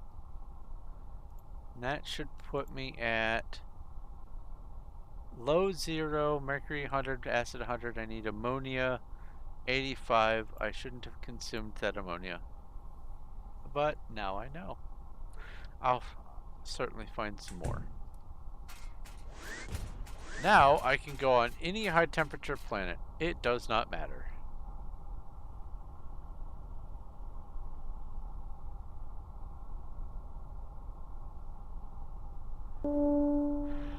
Orbit disengaged. 3 more planets, and then it's break time.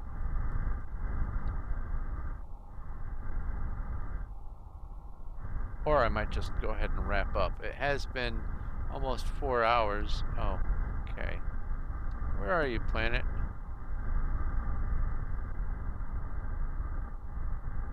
Are you a itty bitty one?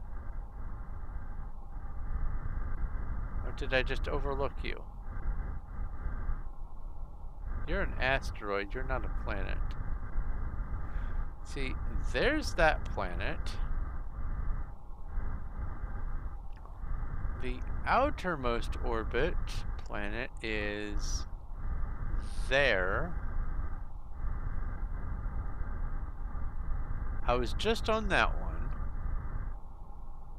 So this line right here.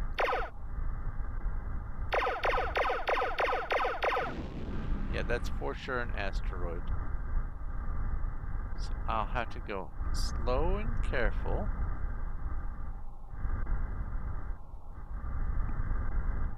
And look, I guess, for a very dark pixel.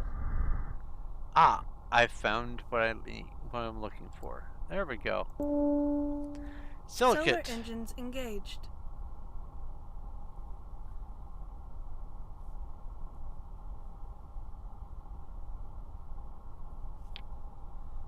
Nothing. Okay, pen. Oh. My pen might be dying.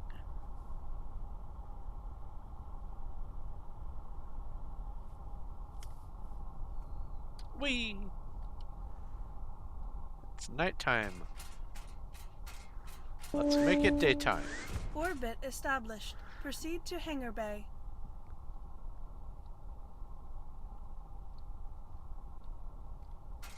Now what time is it? 45 day.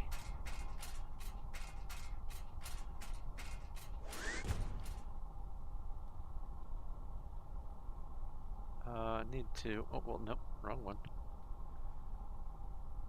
Need to do something over here.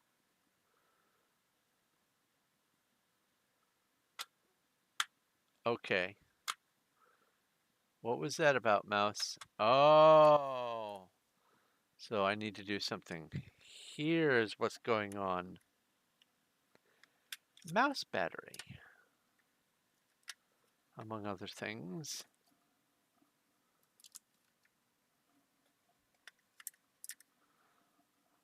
Thankfully, I keep a supply of these right here.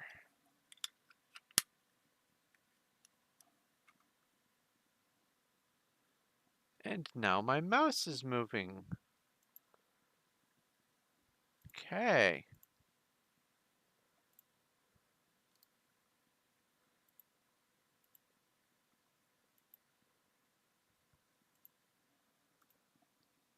Back to this.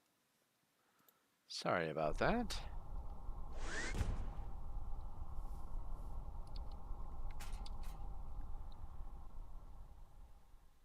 Minor technical difficulties.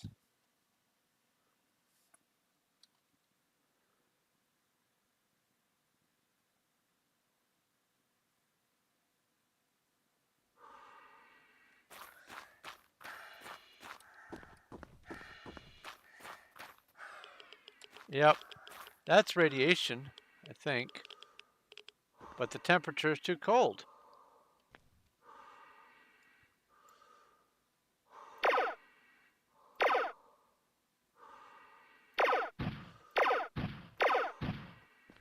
Can't kill those things, though.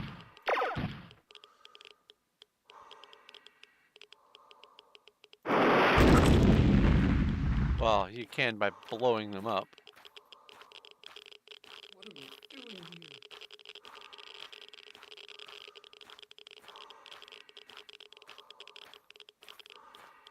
Yeah, that's radiation, but it's too cold. So what I need to do is find a very hot planet with that thing and let it kill me. take off my suit, and I'll get the last achievement.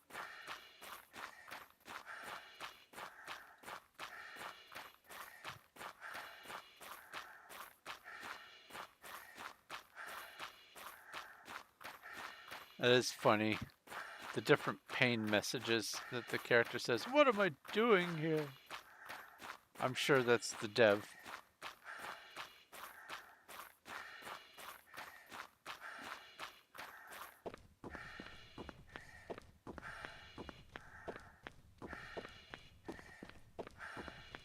Saturation white.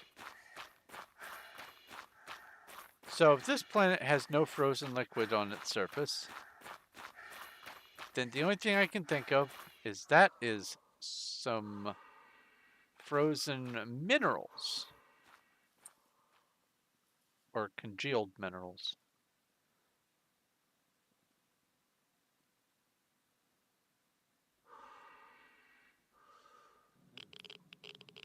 Hey, there's radiation in here. And this is not rubies. That thing is probably reaching me from an inaccessible part of the cave system. So it would just pester me with those little pings of red.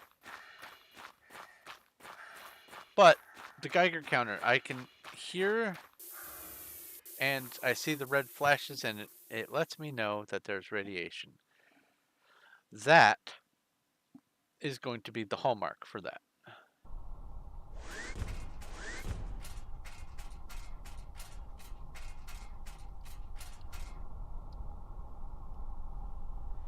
Okay, 2 more planets.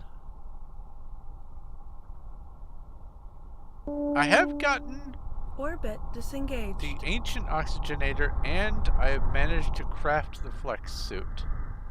So that's nice. I got some of the 2 of the keys crafted, right? 2? Solar engines Yeah. engaged.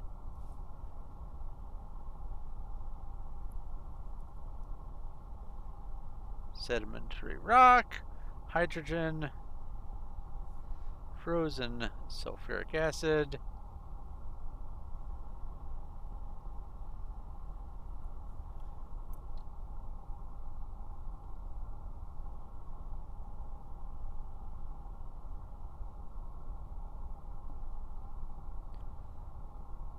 The long, silent cold of space.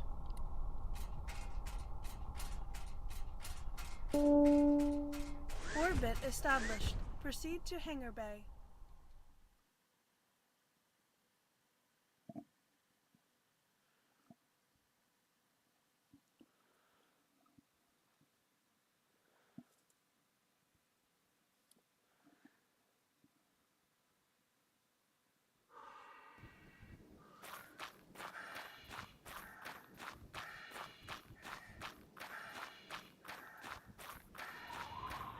So far, it's not looking hopeful for ruins.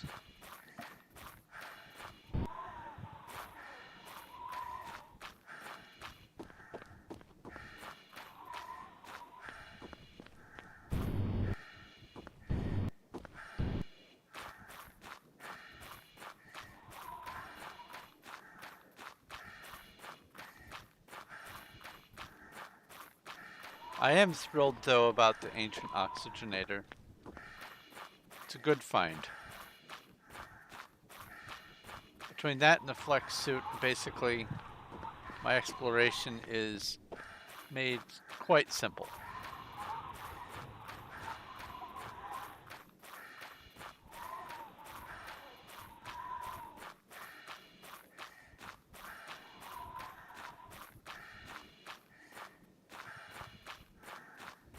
No caves, no life, and no discovered chest.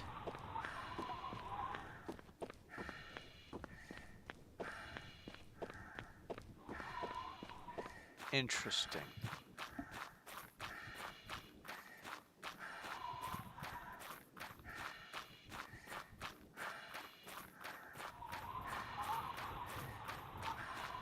Ah, a cave.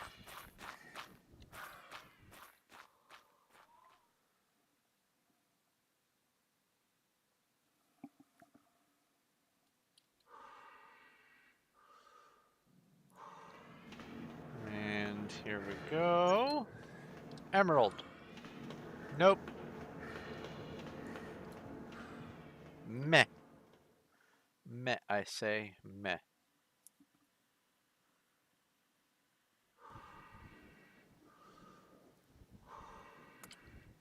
Okay.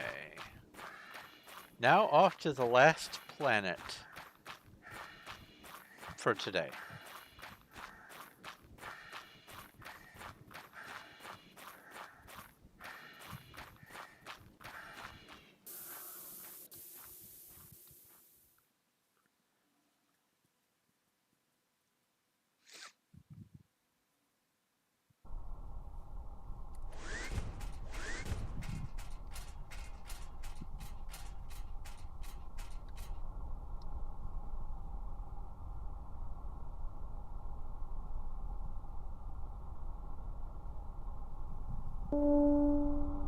Orbit disengaged.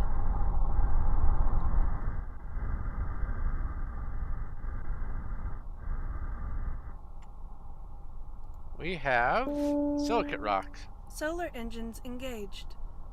We have oxygen and frozen ammonia.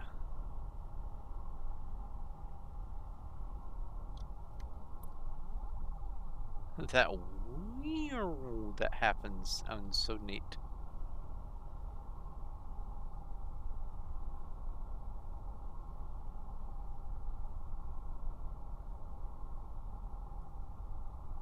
Daytime.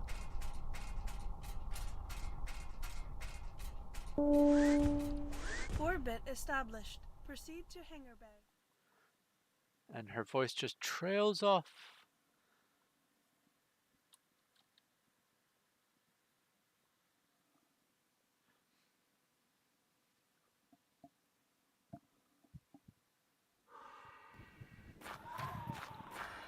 Well, looks like there's no ruins here either. I can still hold out hope for some rubies.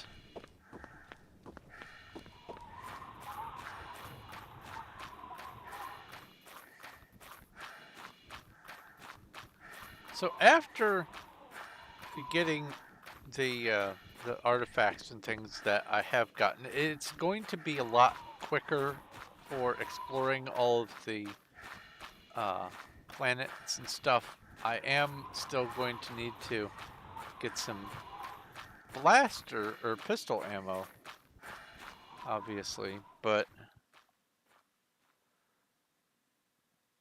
largely I don't need to be looting a whole lot of stuff.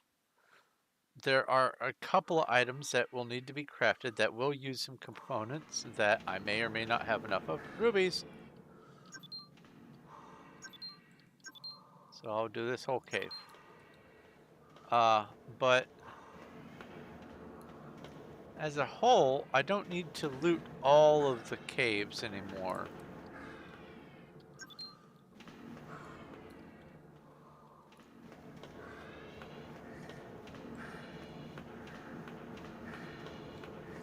I can run through the whole cave because there's oxygen in this planet.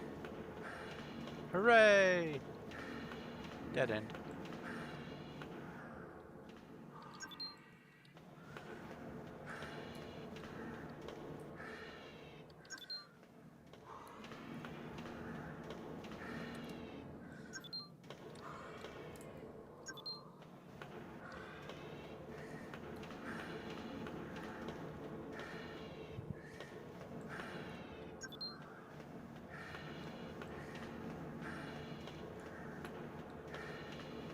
All right. Now we're cooking with gas, as they say.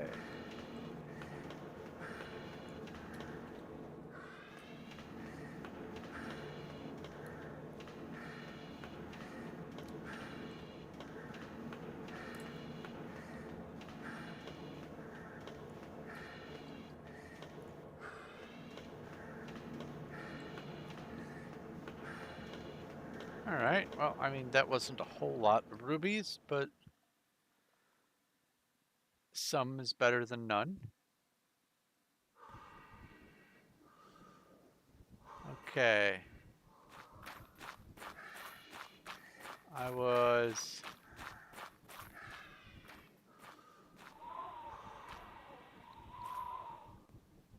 Yeah. That was basically this planet. Alright, let's see how many rubies I've got and then wrap things up. So the plan is to keep looking for all of the different kinds of planets, but um, there are a number of ancient artifacts that I need to find, and they are scattered around the galaxy. And I may not be even able to find all of them in one galaxy. I may have to wait until I do another galaxy. Change this to say 217. We'll see. But I want to, sort of Pokemon style, I want to catch them all. That's the plan. There is a lot of the galaxy yet unexplored. As a matter of fact, as far as the... Orbit disengaged. As far as the taking of notes is concerned, all we've done are these 9 stars. We still have 24 more sectors to explore to fill out the catch-em-all kind of criteria, but also there is the alien city, there are other ancient alien ruins with 3 or 4, I think, different special items. There's one for sure that I'm definitely looking for, but I can think of at least 2 more beyond that, and I want to find them all. I want to find all of the ancient artifacts. I want to find, well, all the blueprints and make the artifacts. I want to find all the planet types within reason, and that is the goal for this sort of series. And now that I have some of this stuff, I can do it much faster.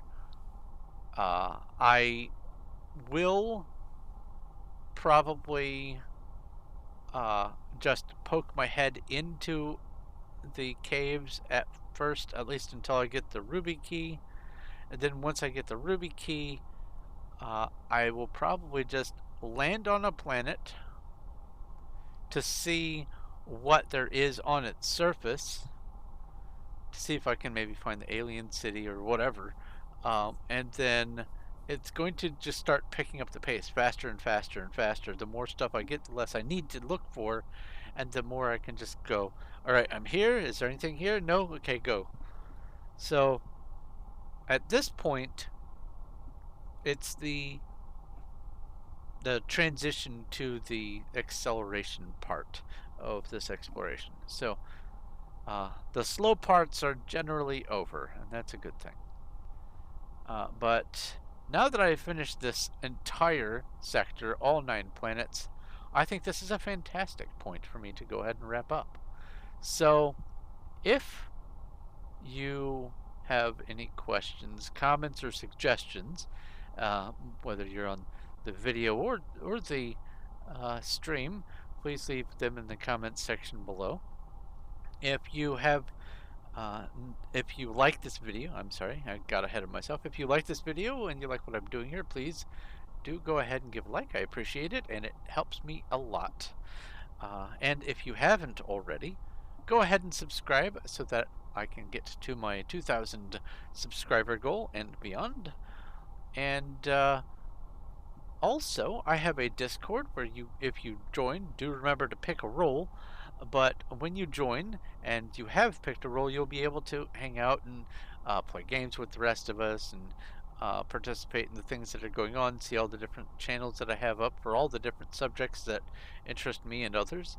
There's games, there's science, there's math, there's language, there's just all kinds of stuff, arts and crafts, there's books, all manner of stuff.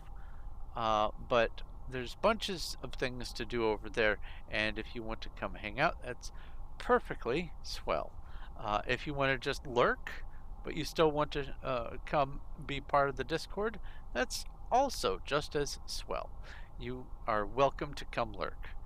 But also, I have the Patreon and the Streamlabs. All the links for all this stuff is down below. Patreon, you can help support me and support the channel, and it is greatly appreciated, and it helps open up some avenues that were otherwise difficult, or would otherwise be difficult for me solo right now. And every little bit does help. And if you do tip, like for instance during this stream, you can get a planet or a star named after you. And that would be just delightful to be able to see me go past and visit your star. But that's basically it. I'm hungry, and I have been streaming this for 4 hours, so I'm going to go ahead and wrap up. Thank you once again ever so very much for watching, and thank all of you patron supporters who I mentioned at the beginning, and any new ones that might happen soon. I'm going to let you go. Thank you very much for watching. This is Thorn of Night, and I will talk to you later.